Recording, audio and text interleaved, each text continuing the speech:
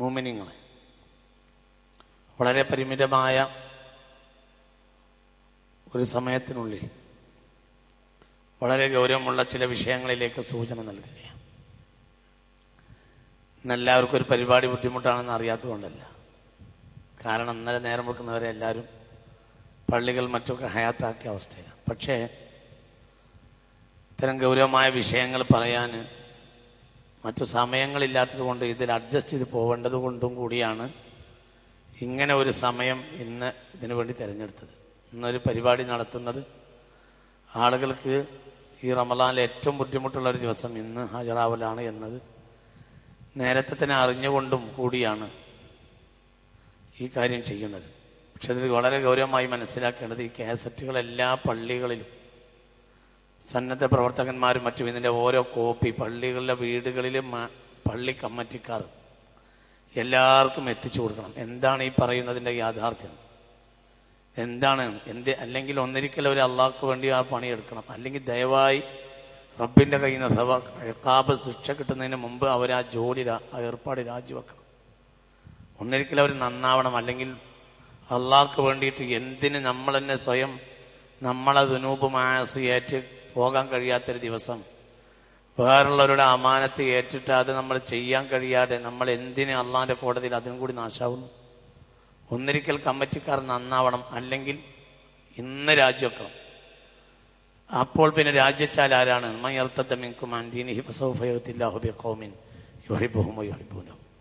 നമ്മളൊക്കെ മരിച്ചുപോയാലും ഇവിടെ കാര്യങ്ങൾ നടത്താൻ വേറെ ആളുണ്ടാവും. ഒരു അള്ളാഹു അവരെ ഇഷ്ടപ്പെടും, അള്ളാഹുവിനെ അവരും ഇഷ്ടപ്പെടും. അങ്ങനത്തെ ഒരു ജനത ഉണ്ടാവും. നമ്മൾ നന്നായോ എന്നുള്ളതാണ് പ്രശ്നം. അതുകൊണ്ട് ദയവായി ഇത് കമ്മിറ്റിക്കാർ ഈ കാസറ്റുകൾ കേട്ടിട്ട് ഒന്ന് ഒരു 10 മിനിറ്റ് അകത്ത് പോയി ഒന്ന് കിടക്കണം. ഇവിടെ ഒന്ന് ആലോചിക്കുക, എൻ്റെ അവസ്ഥ എന്താണ്. നേരെ ഭാര്യയൊന്നും ഇല്ലാത്ത നേരത്തെ ബെഡ്റൂമിൽ പോയി ഒറ്റക്കൊന്ന് കിടക്കുക ഈ കാസറ്റ് കേട്ടിട്ട്. ഇതിലിപ്പോൾ എൻ്റെ നിലപാട് എന്താണെന്നൊന്ന് ആലോചിക്കുക. എന്നിട്ട് ഒന്നിരിക്കൽ രാജ്യം എഴുതി കൊടുക്കുക, അല്ലെങ്കിൽ നന്നാവാൻ തീരുമാനിക്കുക. പിന്നെ ആരാ ഉണ്ടാവുകയാണ് അത് ഈ നോക്കേണ്ട ആവശ്യമില്ല. അതിന് അള്ളാഹു വാക്കിയാണ്. പള്ളി മുത്തവല്ലിയുടെ കീഴിലുള്ള പ്രവർത്തനങ്ങൾ വിശദീകരിക്കുക. കമ്മിറ്റി പ്രവർത്തനരഹിതമാണ്. ചോദ്യം, മറുപടി. മുത്തവല്ലിയുടെ ഏറ്റവും പ്രധാനപ്പെട്ട പ്രവർത്തനം സംശുദ്ധമായ ഒരു കമ്മിറ്റിക്ക് രൂപം നൽകുക എന്നുള്ളതാണ്. കമ്മിറ്റിയെ പിരിച്ചുവിടാനുള്ള അധികാരം വരെ മുത്തവല്ലിക്ക് ഉണ്ടായിരിക്കും. മുത്തവല്ലി എന്ന് പറഞ്ഞാൽ ചെറിയ ഒരാളല്ല, അതിന് വളരെ പ്രധാനപ്പെട്ട ആളാണ്. കമ്മിറ്റി പ്രവർത്തനരഹിതമാണെങ്കിൽ മുത്തവല്ലി ആ കമ്മിറ്റിയെ പിരിച്ചുവിടണം. അതിന് അധികാരം വഖഫ് ബോർഡ് സർവ്വ പിന്തുണയും ആ കാര്യത്തിൽ നൽകും. അങ്ങനെയുള്ള കമ്മിറ്റിയെ വെച്ചുകൊണ്ട് പൊറുപ്പിക്കേണ്ട ആവശ്യം മുത്തവല്ലിക്കില്ല. പല നാടുകളിലും മുത്തവല്ലിയെ കൊണ്ട് കമ്മിറ്റി കൊടുങ്ങാറാണുള്ളത്. ഇതതിന് അപവാദമാണ് എന്ന് തോന്നുന്നു. മുത്തവല്ലിയും കമ്മിറ്റിയും കൂടി ഒരു നാട് എന്നായാൽ ആ നാട് ഇസ്സത്തിന് നാടായിരിക്കും. അള്ളാഹു തആല തൗഫീഖ് ചെയ്യട്ടെ. അപ്പം ഇതാണ് മുത്തവല്ലി ചെയ്യേണ്ടത്, സംശുദ്ധമായ കമ്മിറ്റി രൂപീകരിക്കുക. കമ്മിറ്റി രൂപീകരിക്കുന്ന കാലഘട്ടം വരെയുള്ള അവരുടെ അഭാവത്തിൽ കമ്മിറ്റി ചെയ്യേണ്ട കാര്യങ്ങൾ നേരിട്ട് ഇടപെട്ട് ചെയ്യുക. സർക്കാർ വഖഫ് ബോർഡ് സമ്പൂർണ്ണ പിന്തുണയായിരിക്കും മുത്തവല്ലിക്ക് നൽകുക. മുത്തവല്ലി എന്ന് പറഞ്ഞാൽ ചെറിയ ഒരാളല്ല, വളരെ അധികാരമുള്ള ഒരാളാണ്. വളരെയാണ് അധികാരം. അതുകൊണ്ട് ഞാനത് ഇനി വിശദീകരിക്കുന്നില്ല. നിയമജ്ഞന്മാരുടെയും മറ്റും സഹായം തേടുക. ആ വിഷയത്തിലൊക്കെ പ്രത്യേകമായി സ്പെഷ്യലൈസ് ചെയ്ത് പഠിച്ച ധാരാളം ആളുകൾ ഇന്ന് വക്കീലന്മാരും മറ്റും നമ്മുടെ നാട്ടിലുണ്ട്. അപ്പം നിയമജ്ഞന്മാരുടെ സഹായം തേടുക. കമ്മിറ്റി പ്രവർത്തനം ഇതാണ് എന്ത് ചെയ്യണം. വഖഫ് കാര്യങ്ങൾ കൈകാര്യം ചെയ്യുന്ന അഡ്വക്കേറ്റുമാർ ഇഷ്ടം പോലെ ഇന്ന് നമ്മുടെ നാട്ടിലുണ്ട്. എമ്പാടും അവർ വിശദമായി കാര്യങ്ങൾ പറഞ്ഞുതരും. കോഴിക്കോട് തന്നെ ഉണ്ട്, ധാരാളമുണ്ട്.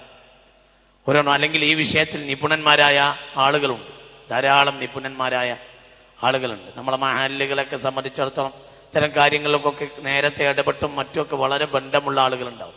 കോഴിക്കോടിനെ സംബന്ധിച്ചിടത്തോളം ടി കെ പരീക്കുട്ടി രാജു ഒരു ഉദാഹരണം. ഇങ്ങനെ ഞാനത് ഇരുത്തി പറയാൻ വിചാരിക്കുന്നത് ഒരു കാര്യം ജനങ്ങൾക്ക് അറിയാൻ വേണ്ടിയിട്ട് പറയാം. ജനങ്ങൾക്ക് ചില കാര്യങ്ങൾ അറിയാൻ വേണ്ടി പറയണം. അവർക്ക് ഇത്തരം കാര്യങ്ങളൊക്കെ ധാരാളമായി ഇടപെട്ടിട്ട് നല്ല പരിചയം ഉണ്ടായിരിക്കും. മാത്രമല്ല ഇഷ്ടം പോലെ മായും വക്കീൽ, ഇങ്ങനെ ധാരാളം സമസ്തയുടെ കേസൊക്കെ കൈകാര്യം ചെയ്യുന്ന മായും വക്കീലുണ്ട്. ഇനിയും ധാരാളം ആളുകളുണ്ട്, അഡ്വക്കേറ്റുമാരുണ്ട്. അവരോട് ബന്ധപ്പെട്ടാൽ വളരെ ഡീറ്റെയിലായി എന്താണ് ചെയ്യേണ്ടതെന്ന് അവർ പറഞ്ഞുതരും. ആ കാര്യങ്ങൾ ശ്രദ്ധിക്കുക. കോഴിക്കോട് ജില്ലയിൽപ്പെട്ട ഒരു മഹല്ലിൽ പള്ളിയുടെ കമ്മിറ്റിയിൽപ്പെട്ട ഒരു വ്യക്തി ആ മഹല്ലിൽപ്പെട്ട ധാരാളം ആളുകളുമായി മിണ്ടുന്നില്ല. എന്താണ് ചെയ്യേണ്ടത്? മറുപടി, അത്തരം ആളുകളെ ആ കാര്യത്തെക്കുറിച്ച് ഉസ്താദിനോട് പറയുകയും ആ ഉസ്താദ് ശക്തമായി ആ വിഷയത്തിന്റെ ഗൗരവം അദ്ദേഹത്തെ ഓർമ്മപ്പെടുത്തുകയും ചെയ്യണം. ഒരു മനുഷ്യന് മറ്റൊരു മനുഷ്യനോട് മിണ്ടാതിരിക്കുക എന്ന് പറഞ്ഞാൽ 3 ദിവസത്തേക്കാൾ കൂടുതൽ അർഹതയില്ല. ജനങ്ങൾക്ക് മുന്നിൽ മാതൃക കാണിക്കേണ്ടതാണ് കമ്മിറ്റിക്കാർ. എന്തെങ്കിലും ഉണ്ടെങ്കിൽ അത് ഉസ്താദിന്റെ നേതൃത്വത്തിൽ പറഞ്ഞു തീർക്കണം. മിണ്ടാതിരിക്കുക എന്നത് അമല് പോലും ബാത്തിലാക്കി കളയും. ഇന്നലെ രാത്രി എല്ലാവരും ലൈലത്തുൽ ഖദ്റാന്ന് വിചാരിച്ച് അമല് ചെയ്തല്ലോ. ഇന്നലെ നാളെ അള്ളാഹു തആല തൗഫീഖ് ചെയ്യട്ടെ. ശരി, ലൈലത്തുൽ ഖദ്ർ തീരെ കിട്ടാത്ത 3 വിഭാഗം ആളുകളുണ്ട്. ഒന്ന് മദ്യപാനത്തിൽ നിന്ന് തൗബ ചെയ്യാത്തവർ, ഒന്ന് ഉമ്മയും വാപ്പയും വെറുപ്പിച്ചവർ, ഒന്ന് പരസ്പരം പിണങ്ങി നിൽക്കുന്നവർ. അവർക്ക് ലൈലത്തുൽ ഖദ്റിന്റെ പുണ്യം കിട്ടൂല. നേരെ നേരെ കുത്തിമറിഞ്ഞ് കിടന്നാലും കിട്ടൂല. വഫീ റിവായത്തിൻ മുസദ്ദിഖും ബിസ്സഹറത്തി. 4 അഭിപ്രായം, ഒരു റിവായത്തിൽ 3 വിഭാഗം ആളുകൾക്ക് ലൈലത്തുൽ ഖദ്റിന്റെ പുണ്യമല്ല. ഒരു അഭിപ്രായത്തിൽ 4 വിഭാഗം, ഒരു ഹദീസിൽ 4 വിഭാഗം. ഒന്ന് മദ്യപാനത്തിൽ നിന്ന് തൗബ ചെയ്യാത്തവർ, 2 മദ്യപാനത്തിൽ നിന്ന് തൗബ ചെയ്യാത്തവർ, 2 ആഖുൽ വാലിദൈൻ ഉമ്മയും വാപ്പയും വെറുപ്പിച്ചവർ, 2 മൂന്നാമത്തത് അഖ്വാനി മുതസാരിമാനി പരസ്പരം പിണങ്ങി നിൽക്കുന്നവർ. അവർക്ക് അള്ളാഹു ലൈലത്തുൽ ഖദ്റിന്റെ പുണ്യം പോലും തരില്ല. അതാണ് നേതാവെങ്കിൽ പിന്നെ അതിലെന്ത് അർത്ഥമുള്ളത്? ആ കമ്മിറ്റിക്കാരനായും കൊണ്ട് തീരെ അയാൾ അത് ചെയ്യാൻ പാടില്ലാത്തത് ഒരിക്കലും ചെയ്യാൻ പാടില്ല. കമ്മിറ്റിക്കാരനായതുകൊണ്ട് തീരെ ചെയ്യാൻ പാടില്ല. കാരണം അയാളുടെ ഭരണീയരാണ് ആ നാട്ടിലുള്ളത്. അവരിൽ അപാകത ഉണ്ടെങ്കിൽ ഒന്നിരിക്കൽ അയാൾ പൊറുക്കണം, അവരെ നന്നാക്കാൻ ശ്രമിക്കുകയും വേണം. ഉസ്താദിനെ കൊണ്ട് ആ കാര്യം ചെയ്യിപ്പിക്കണം. നാട്ടുകാർ ആ കാര്യത്തിൽ ഗൗരവമായി ശ്രദ്ധിച്ച് ഉസ്താദിന് ആ വിഷയത്തിൽ ഇടപെടിക്കണം എന്നറിയിക്കണം.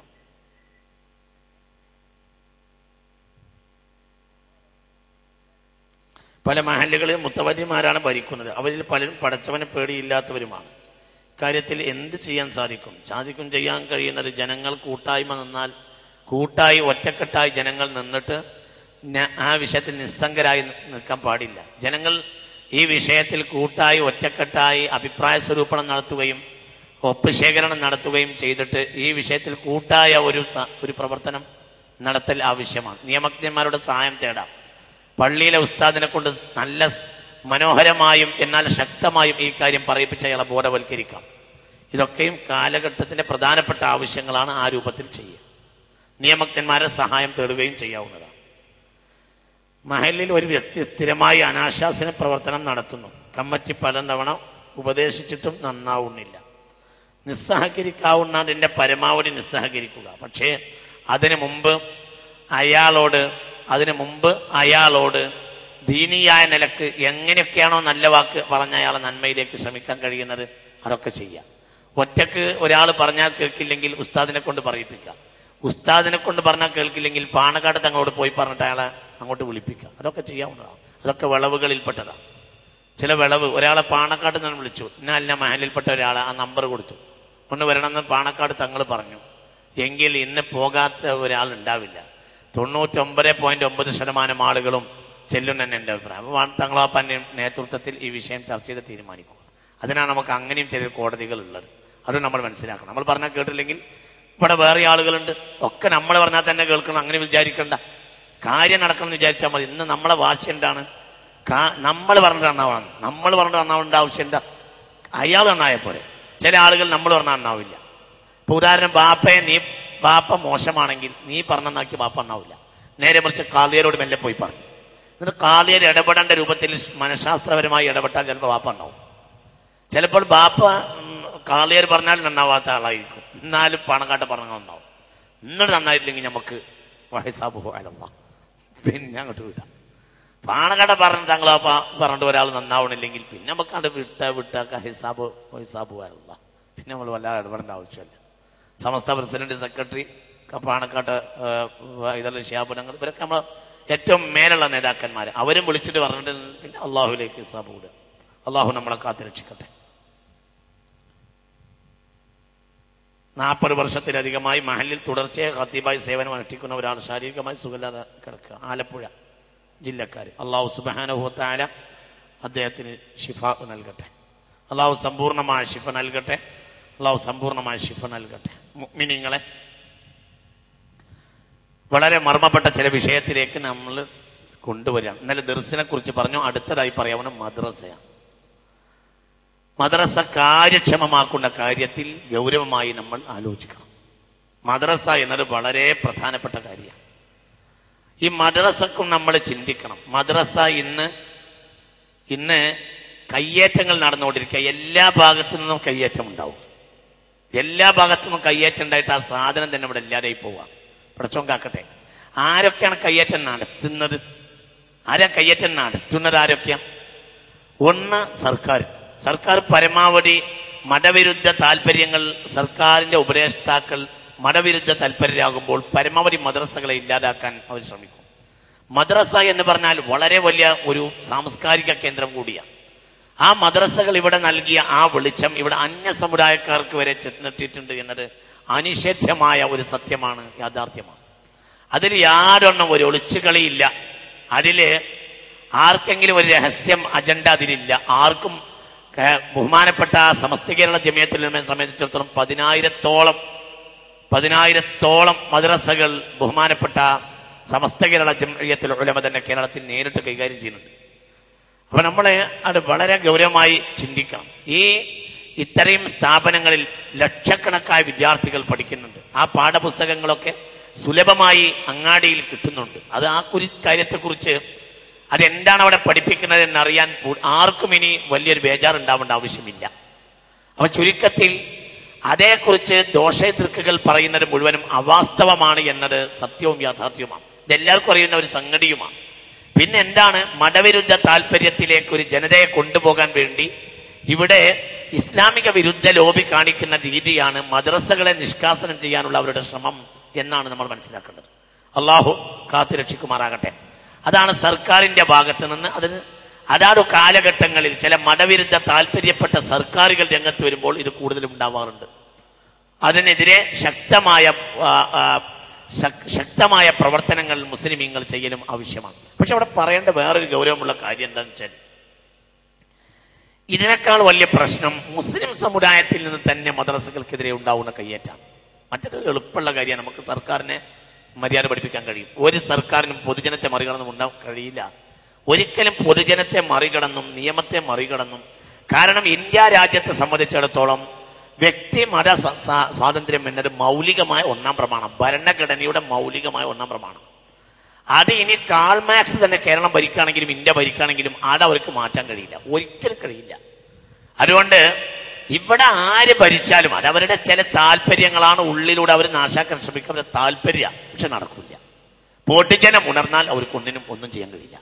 ഈ വിഷയത്തിൽ മഹല്ലും ജനങ്ങൾ എല്ലാവരും ബോധവാന്മാരാവണം. അതാത് സമയത്ത് നേതാക്കളുടെ അഭിപ്രായങ്ങളെയും നേതാക്കളുടെ നിർദ്ദേശങ്ങളെയും ഈ വിഷയത്തിൽ മാനിച്ച് അതാത് കാര്യങ്ങളിൽ അതത് സമരങ്ങൾക്കും മറ്റു ബോധവൽക്കരണങ്ങൾക്കും മഹല്ലുകൾ തയ്യാറാകണം. ഇവിടെയും നേതൃത്വം കൊടുക്കേണ്ടത് മഹല്ലൊന്നും അറിയില്ല. ഇതൊന്നും ഇവിടെ ഉണ്ടായത് മഹല്ല അറിയില്ല. ആരും സംഗതിയൊന്നും മഹല്ല അറിയില്ല. ഏതെങ്കിലും വല്ല പ്രശ്നം സർക്കാരിനെ ബാധിക്കുന്ന വല്ല പ്രശ്നം ഉണ്ടെങ്കിൽ കമ്മിറ്റിയിൽപ്പെട്ട ചില ആളുകൾ അന്ന് സർക്കാരിനെ ആളുകളായ പാർട്ടിക്കാർ വന്നിട്ട് കമ്മിറ്റിയിൽപ്പെട്ടവർ തന്നെ വന്നിട്ട് ഖത്തീബിനോട് പറയുക, അത് പറയേണ്ട എന്ന് പറയുക. എന്നിട്ട് ഖത്തീബ് പേടിച്ചിട്ട് പറയാതിരിക്കുക. സ്കൂൾ പാഠപുസ്തകങ്ങളിൽ വളരെ മതവിരുദ്ധമായ ഇസ്ലാമിക വിരുദ്ധം, മതവിരുദ്ധം, സാംസ്കാരിക വിരുദ്ധം, സമ്പൂർണമായ സാംസ്കാരിക വിരുദ്ധത്തെ പ്രചാരണം ചെയ്തിട്ട് അതുവരെ പള്ളി മെഹ്റാബുകളിൽ പറയാൻ പറ്റാത്ത സാഹചര്യങ്ങളുണ്ടായി. എന്തിന്? ചില വലിയവർ എന്ന് വിചാരിക്കപ്പെടുന്നവർ പോലും അവരുടെ ചെറുപ്പത്തിന്റെ അളവ് സമൂഹത്തിൽ ബോധ്യപ്പെടുത്തി. അത്രയും അവർ അതപ്പടിച്ചു പോയി. അത് വളരെ ഗൗരവമായി. ചിലപ്പോഴൊക്കെ വലിയവരാണെന്ന് പെരുപ്പിച്ച് കാട്ടപ്പെടുന്ന ചില ആളുകൾ അവരുടെ ചെറിയവരാണ് എന്നതും അവർ ചിലപ്പോൾ ബോധ്യപ്പെടുത്തും. അങ്ങനെയുള്ള ഒരു അവസരമാണ് അതുണ്ടായത്. മെഹ്റാബ്, പള്ളി മെഹ്റാബ് എന്നാൽ അതിനു വേണ്ടിയല്ലാതെ എന്തിനാണ് പള്ളി മെഹ്റാബ്? വളരെ നമ്മൾ ചിന്തിക്കണം. ബ്രിട്ടീഷുകാരുടെ കയ്യേറ്റമുണ്ടായപ്പോൾ ആലി മുസ്ലിയാർ തിരുരങ്ങാടി പള്ളിയിൽ കോഴിപ്പുറത്ത് മാധവ മേനോനെ കയറ്റിയിട്ട് വലിയുള്ളാഹി ആലി മുസ്ലിയാർ ബ്രിട്ടീഷുകാർക്കെതിരെ സമരാഹ്വാനം നടത്തി. പള്ളിയുടെ മെഹ്റാബിൽ കോഴിപ്പുറത്ത് മേനോനെ കയറ്റിയിട്ട് മാധവ മേനോനും ആരാണ് ആലി മുസ്ലിയാർ? മഹാനായ മുദരിസ്, ആലിം, വലിയ സൂഫി എല്ലാമാണ്. ആർക്കാ ഇതൊക്കെ അറിയാത്തത്? എന്നിട്ട് ഇപ്പോൾ പറഞ്ഞുണ്ടാക്കുക അതൊന്നും പള്ളി പറയാൻ പാടില്ല. അത് പള്ളി എന്താണെന്ന് പോലും അറിയാത്തതിന്റെ കാരണമാണ്. പള്ളികൾ നമ്മൾ ഉണ്ടാക്കുകയും അത് നമ്മൾ ഉദ്ഘാടനം ചെയ്യുകയും ചെയ്യുന്നു എന്നതിനപ്പുറം എന്തിനു വേണ്ടിയാണ് അത് എന്ന് പോലും മനസ്സിലാക്കാൻ നമ്മൾ മറന്നുപോകുന്നു എന്നതാണ് ഇവിടുത്തെ ഏറ്റവും ദുര്യോഗപരമായ ഒരു ദൗർഭാഗ്യം എന്നും സാന്ദർഭികമായി ഇവിടെ സൂചിപ്പിക്കുകയാണ്. അപ്പൊ ഈ വിഷയത്തിൽ നിർബന്ധമായും നാം ബോധവാന്മാരാകണം. മഹല്ല് ബോധവാന്മാരായാൽ സർക്കാരിനൊന്നും ചെയ്യാൻ കഴിയില്ല. പക്ഷെ അവിടെ പ്രശ്നം എന്താണെന്ന് വെച്ചെങ്കിൽ വലിയ ഗൗരവമുള്ളൊരു വിഷയം ഇവിടെ പറയാനുള്ളത്, മദ്രസ കയ്യേറ്റം നടത്തുന്ന കാര്യത്തിൽ മറ്റാരെക്കാളും മുൻപന്തിയിൽ നിന്ന് മുസ്ലിമീങ്ങളാണ് എന്നതാണ്. ആരാണ് മുസ്ലിമീങ്ങൾ? ഇതൊക്കെ വേണമെന്നറിയുന്ന മുസ്ലിമീങ്ങൾ. അവർ കയ്യേറുക. അതെങ്ങനെയാണ് കയ്യേറുന്നത്? അത് മദ്രസ വേണമെന്ന് പറഞ്ഞിട്ട് വേണ്ടാതാക്കുക. അതെങ്ങനെയാണ്? ഈ മദ്രസ എന്ന സാധനം കെട്ടിടം കൊണ്ട് നിലനിൽക്കില്ല, കുട്ടികൾ വേണ്ടേ? കുട്ടികളെ മുഴുവനും ഓരോരുത്തരും കമ്മിറ്റിക്കാരടക്കം അവരുടെ കുട്ടികളെ രാവിലെ 7:30-8 മണിക്ക് ഇംഗ്ലീഷ് മീഡിയങ്ങൾ പറഞ്ഞേക്കുക. എന്നിട്ട് പേരിനൊരു വാക്കു പറയാം, അവിടെ മദ്രസ ഉണ്ട്. അവിടുത്തെ മദ്രസ എന്താ?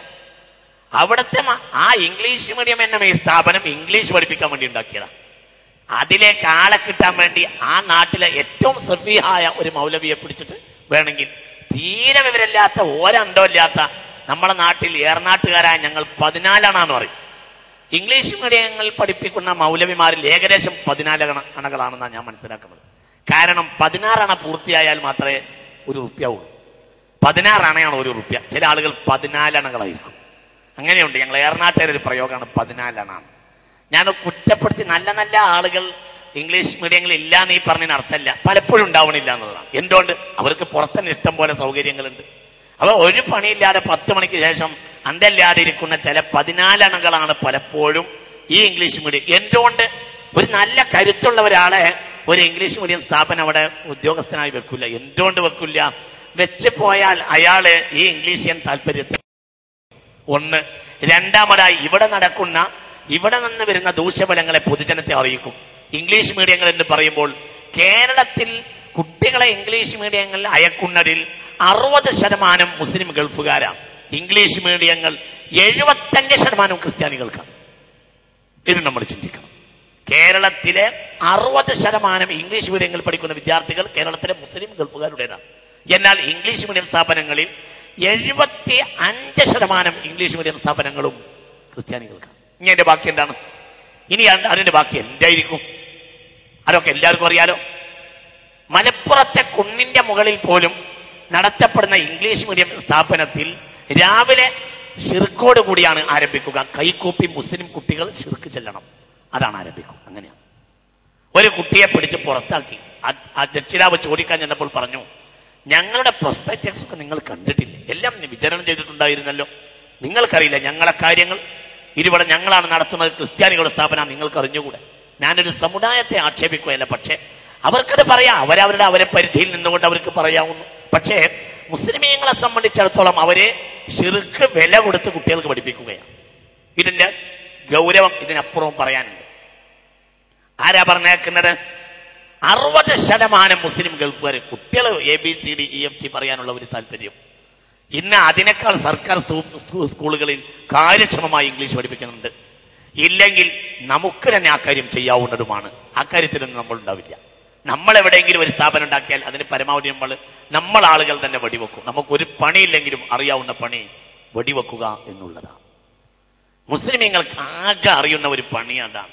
ഇന്നലെ ഇവിടെ എന്തോ ഒരു വിഷയം ഇങ്ങനെ സംസാരിക്കുമ്പോൾ ഒരു വാക്കൊന്നിങ്ങനെ പറഞ്ഞു. ഇന്നലെ എന്നോടൊരാൾ പറഞ്ഞു, അതൊരു 100 ആളെങ്കിലും എന്നോട് ഫോൺ ചെയ്ത് പറഞ്ഞല്ലോ എന്ന് പറഞ്ഞു. അപ്പോൾ ഈ ലൈലത്തുൽ ഖദറിന്റെ ദിവസമായിട്ട് മനുഷ്യന്മാർക്ക് പണി മൊബൈലിൽ ഫസാദ് ഉണ്ടാക്കുക എന്നുള്ളതാണ്. ഈ വിഷയത്തിൽ നമ്മളെ സംഘടനാ പ്രവർത്തകർക്ക് അല്ലാഹു തആല എന്തെങ്കിലും കൊടുക്കുകയാണെങ്കിൽ അതിന്റെ പേരിൽ സംഘടനാ പ്രവർത്തകർക്ക് നാളെ പരലോകത്തുണ്ടാവുന്ന ഏറ്റവും വലിയ ലാഭം ഈ ഫസാദ് ഉണ്ടാക്കലായിരിക്കും. ഇതും ഞാൻ സാന്ദർഭികമായി ഒന്നും വിചാരിക്കരുതെന്ന് വിചാരിച്ച കുഴപ്പമൊന്നുമില്ല. ആരുടെയെങ്കിലും അമ്മിന്റെ ചോട്ടിൽ വാരി വെച്ചിട്ട് റഹ്മത്തുള്ളാഹിക്ക് ഇത് പറയാൻ കഴിയില്ല. അതൊക്കെ പറയാൻ കഴിയുന്ന കാലത്ത് മാത്രമേ ഇതിന്റെ മുന്നിൽ റഹ്മത്തുള്ളാഹി ഇരിക്കുള്ളൂ എന്നും ഞാൻ സാന്ദർഭികമായി കാർക്ക് എന്ത് പറ്റിയാലും എനിക്കത് വിഷയമല്ല. വളരെ ഗൗരവമായി നമ്മൾ പറയാം. ഈ ഇത്രയും ഫസാദും തമ്മിൽ ഉണ്ടാക്കുക. ഏതെങ്കിലും ഒരു സ്ഥാപനം ഉണ്ടെങ്കിൽ അതിന് വടി വെക്കുക. ഇതൊക്കെ നമ്മളെ ഏർപ്പാട്. അങ്ങനെയാണ് പരസ്പരം. ഇതാരാ ചെയ്തത്? ഇബ്ലീസ് ലഅനത്തുള്ളാഹി അലൈഹി. നമ്മളെ ശത്രു നമ്മൾ തിരിച്ചറിഞ്ഞിട്ടില്ല. നമ്മൾ വളരെ ചിന്തിക്കണം. ഒരു നാട്ടിൽ ഇതൊക്കെ ഉണ്ടായിട്ട് ഷിർക്കിന്റെ സ്ഥാപനങ്ങളിൽ ഏതെങ്കിലും ഒരു സ്ഥാപനം ഇവിടെ ഇനി ഏതെങ്കിലും സംഘടനകളോ മറ്റോ നല്ലൊരു സ്ഥാപനം നടത്തുകയാണെങ്കിൽ നമുക്ക് അനുകൂലിക്കാവുന്ന ഒരു സ്ഥാപനം, അതിന് ആ കമ്മിറ്റിയിൽ നമ്മൾ ഉണ്ടായില്ല എന്നതിന്റെ പേരിൽ, അല്ലെങ്കിൽ ആ ജനറൽ ബോഡി നമ്മൾ അറിയിച്ചില്ല എന്നതിന്റെ പേരിൽ നമ്മൾ വടിവെക്കും. എന്നിട്ട് എങ്ങോട്ട് പറഞ്ഞേക്കും? പരമാവധി ഷിർക്കിന്റെ സ്ഥാപനങ്ങളിലേക്ക് നമ്മളെ കുട്ടികളെ പറഞ്ഞേക്കും. 2 ദോഷം ഇവിടെ ഉണ്ടാവും. നമ്മളെ കുട്ടികൾക്ക് ഷിർക്ക് നമ്മുടെ ചെലവിൽ പഠിപ്പിക്കും. അല്ലാഹു നമ്മളെ കാത്ത് രക്ഷിക്കട്ടെ. അങ്ങനെ ഉണ്ടാവും. ഒന്ന്. രണ്ടാമതായി വളരെ ചിന്തിക്കണം. ഇതൊക്കെ മനസ്സിലാക്കാൻ വേണ്ടി പറയാണ്. എന്റെ ഉത്തരവാദിത്വം ഞാൻ ഒഴിവാക്കുന്നതാണ് ഇവിടെ ലക്ഷ്യം. ഇതൊക്കെ ഞാൻ പറയുന്നത് എൻ്റെ ഉത്തരവാദിത്വം ഒഴിവാക്കാൻ വേണ്ടി. നിങ്ങളെ തലയെ കയറുമെന്ന് വിചാരിച്ചിട്ടില്ല. നിങ്ങളെ തലയെ കയറൂലെന്നും പലരുടെയും തലയെ കയറൂലെന്നും എനിക്കറിയാം. എന്നാലും എൻ്റെ റബ്ബിൻ്റെ മുന്നിൽ എൻ്റെ ഒരു ഉത്തരവാദിത്വം ഒഴിവാക്കാൻ വേണ്ടിയിട്ടാണ് ഞാൻ അതൊക്കെ പറയുന്നത്. ഇത് വളരെ നമ്മൾ ഓരോരുത്തരും ചിന്തിക്കണം. അപ്പൊ ഇത്തരം വിഷയങ്ങൾ ഒന്ന്, നമ്മൾ ശിർക്കിന് വില കൊടുത്തു വാങ്ങും. രണ്ട്, ബാബക്കത്തങ്ങളും പൂക്കോയത്തങ്ങളും കണ്ണിയത്തും ശംസുൽ ഉലമയും അടക്കമുള്ള മുത്തക്കയങ്ങളായ നമ്മുടെ മുൻഗാമികൾ, പിന്നെ അവരുടെ കൂടെയുള്ള മഹാന്മാരും ചോരയും നീരും കൊടുത്ത് പോറ്റിയതാണ് ഈ മദ്രസ. നമ്മൾ മനസ്സിലാക്കണം. കമ്മറ്റിക്കാരടക്കം മക്കളെ നേരെ ഇംഗ്ലീഷ് മീഡിയത്തിൽ പറഞ്ഞു. എത്ര 10,000 കുട്ടികൾ പഠിച്ചിരുന്ന മദ്രസകളിൽ 150, 200 വലിയ കെട്ടിടം. ചില വിഭാഗങ്ങളെ പേടിപ്പിക്കാൻ വേണ്ടി കെട്ടിടത്തിന്റെ അട്ടി നമ്മൾ ഇനിയും കൂട്ടും. അവർക്ക് 2 അട്ടിയാണെങ്കിൽ നമുക്ക് 3 അട്ടി, അവർക്ക് 3 അട്ടിയാണെങ്കിൽ നമുക്ക് 4 അട്ടി, അവർക്ക് ഒരു മോഡൽ മദ്രസ ആണെങ്കിൽ നമുക്ക് 2 മോഡൽ മദ്രസ. അങ്ങനെയൊക്കെ നമ്മളുണ്ടാവും. കുട്ടികൾ എത്രയാ? ആയിരക്കണക്കായ കുട്ടികൾ പഠിച്ചിരുന്ന സ്ഥാപനങ്ങളിൽ 100, 250 കുട്ടികൾ, അതിന്റെ അപ്പുറമില്ല. എന്തേ കാരണം? കമ്മറ്റിക്കാരടക്കം എല്ലാവരുടെയും കുട്ടികൾ പഠിക്കുന്നത് ഇംഗ്ലീഷ് മീഡിയങ്ങളില്ല. മദ്രസയെ അങ്ങോട്ട് കൊന്നു. ആര് കൊന്നു? മുസ്ലിമീങ്ങൾ കൊന്നു. ഇനി മുസ്ലിമീങ്ങൾ അടുത്ത കാലഘട്ടത്തിൽ ഇതാണ് ഏറ്റവും വലിയ കയ്യേറ്റം. കുറ്റം പറയാനുണ്ടോ? ഇല്ല. കുറ്റം പറയാനൊന്നുമില്ല. പ്രത്യക്ഷത്തിൽ പറഞ്ഞ ഒരു കുറ്റമില്ല. അവിടെയും മദ്രസയുണ്ട്. എന്ത് മദ്രസ? ഏത് കുട്ടിയാണ് ഇംഗ്ലീഷ് മീഡിയത്തിൽ മദ്രസയിൽ പഠിച്ചിട്ട് ഫാത്തിഹ ഖുർആൻ മനോഹരമായി മര്യാദക്ക് ഓടിയതാരാ? മദ്രസയെ പഠിച്ചിട്ട് തന്നെ 5ഉം 8ഉം കൊല്ലം കൊണ്ട് മനോഹരമായി ഓതിയെടുക്കുക എന്ന് പറഞ്ഞത് വിഷമകരമായ കാര്യം. എന്താണ് ഈ ഓത്തിന്റെ ഒക്കെ ഒരു ബുദ്ധിമുട്ട്? മര്യാദക്ക് ഖുർആൻ ഓടാൻ കഴിയാത്തവർ, ഇങ്ങനെ ഒരു ജനത വളർന്നിട്ട് എന്താണ് കാര്യം? കുറെ ഖുർആൻ പരിഭാഷ നോക്കി വായിച്ചിട്ട് എന്താ കാര്യം? അള്ളാഹുവിന്റെ കലാം, ബഹുമാനപ്പെട്ട വിശുദ്ധ ഖുർആൻ ഓതാന്നുള്ളത് വലിയ കാര്യമാണ്. ഇന്ന ഹാദിഹിൽ ഖുലൂബ തസ്തൗ കമാ യസ്തൗൽ ഹദീദ്. ഇരുമ്പിനെ തുരുമ്പ് പിടിക്കുന്നത് പോലെ ഹൃദയങ്ങൾ തുരുമ്പ് പിടിക്കുമെന്ന് ഹബീബായ റസൂലുള്ളാഹി. അപ്പോൾ പറഞ്ഞു വമാ ജിലാഉഹാ, എന്നാൽ ആ തുരുമ്പുകളെ ഞാൻ ശുദ്ധീകരിക്കാനുള്ള മാർഗം എന്താ നബിയെ? ഹബീബായ നബിയോട് പറഞ്ഞു സല്ലല്ലാഹു അലൈഹി വസല്ലം. അപ്പോൾ പറഞ്ഞു ദിക്റുൽ മൗതി വതിലാവത്തുൽ ഖുർആൻ. 2 കാര്യം കൊണ്ട് ഹൃദയത്തിന്റെ തുരുമ്പ് കളയാൻ കഴിയും. ഒന്ന്, മരണചിന്ത, സ്വന്തം മരണത്തെ പറ്റി ആലോചിക്കുക. പഠിച്ചോ നമ്മളെയൊക്കെ നന്നാക്കി തരട്ടെ, ഞാൻ മരിക്കും ഒക്കെ അവിടെ മണ്ണ് കൊണ്ടേ വെക്കാനുള്ളതാണ് ചിന്തിക്കുക. 2, തിലാവത്തുൽ ഖുർആൻ, ഖുർആൻ ഓടുക. ലാ അഖൂലു അലിഫ് ലാം മീം ഹർഫുൻ വലാകിൻ അലിഫുൻ ഹർഫുൻ വലാമുൻ ഹർഫുൻ വമീമുൻ ഹർഫുൻ വൽ ഹസനതു ബിഅശ്രി അംസാലിഹാ. ഒരു അലിഫ് ലാം മീം ഓടിയാൽ 30 കൂലിയാണെന്ന് ഹബീബായ റസൂലുള്ളാഹി. എന്റെ അർത്ഥോട്ട് അറിയില്ല, എന്നാൽ 30 കൂലിയാണ് മുസ്തഫ റസൂലുള്ളാഹി. ചിന്തിക്കും. അതുകൊണ്ട് മുഅ്മിനീങ്ങളെ ഇത് വളരെ ഗൗരവമുള്ള വിഷയമാവുന്നു. നിർബന്ധമായും ഓത്ത് പഠിച്ചിരിക്കണ്ടേ, മസായിൽ പഠിച്ചിരിക്കണം. ഇംഗ്ലീഷ് മീഡിയം ഇംഗ്ലീഷിന് വേണ്ടി ഉണ്ടാക്കിയതാണ്. അപ്പൊ ഇത് മദ്രസയെ നിരാകരിക്കുന്ന ഇംഗ്ലീഷ് മീഡിയം സ്ഥാപനങ്ങൾ നമ്മൾ ഉണ്ടാക്കാൻ പാടില്ല. ഇത് വളരെ ശ്രദ്ധിക്കണം. പ്രധാനപ്പെട്ട വളരെ ഗൗരവമായി നമ്മൾ ചെയ്യേണ്ട സംഗതി. ഈ മദ്രസകളിലെല്ലാം അക്കാലത്തെ മുഅ്മിനീങ്ങൾ മുഅ്മിനാത്തുകൾ എന്താണ് ആ മദ്രസകളുടെ സ്ഥലം വാങ്ങിയതിന്റെ പിന്നിലൊക്കെ എത്ര മനുഷ്യരുടെ ചോരയാണുള്ളത് എന്ന് നമ്മളൊന്ന് ചിന്തിച്ചു നോക്കി. എത്ര മനുഷ്യരുടെ കഷ്ടപ്പാടുണ്ടായിരിക്കും. പിന്നെ നമ്മളെ കാലഘട്ടത്തിൽ ഇല്ലാതെ ആ മനുഷ്യന്മാരെ ഗുരുത്തകൾ മതിയാവും നമ്മൾ തകർന്നു പോകാൻ. അള്ളാഹു കാത്ത് രക്ഷിക്കട്ടെ.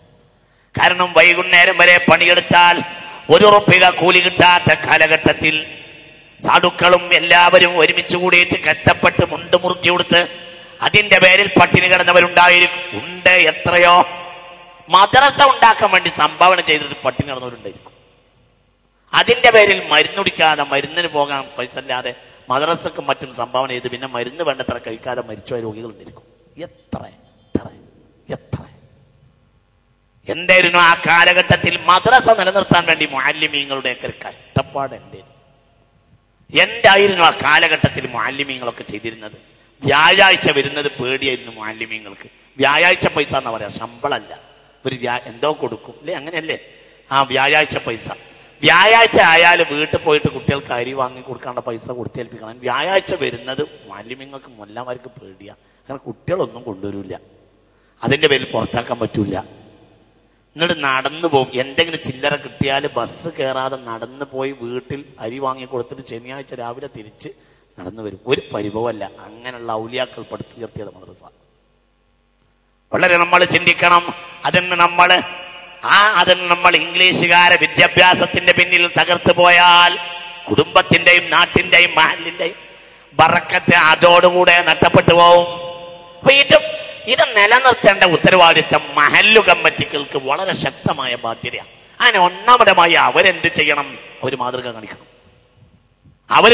ഇനി ഇംഗ്ലീഷ് മീഡിയങ്ങൾ വേണോ? ആയിക്കോട്ടെ, നമ്മളെ മഹല്ലിൽ നമുക്കുണ്ടാക്കാമല്ലോ.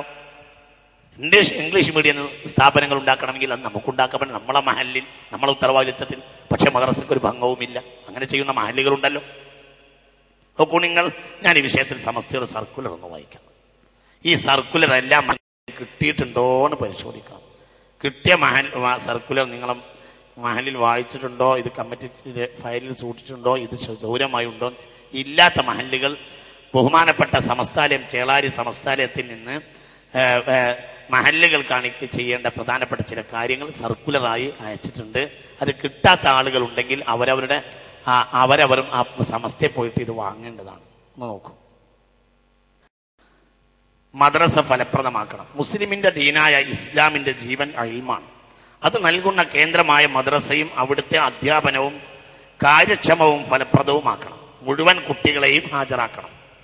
മദ്രസയിൽ അയക്കാതെയുള്ള ട്യൂഷൻ, ഇംഗ്ലീഷ് മീഡിയം സമ്പ്രദായങ്ങൾ നിരുത്സാഹപ്പെടുത്തണം. ശ്രദ്ധിക്കണം.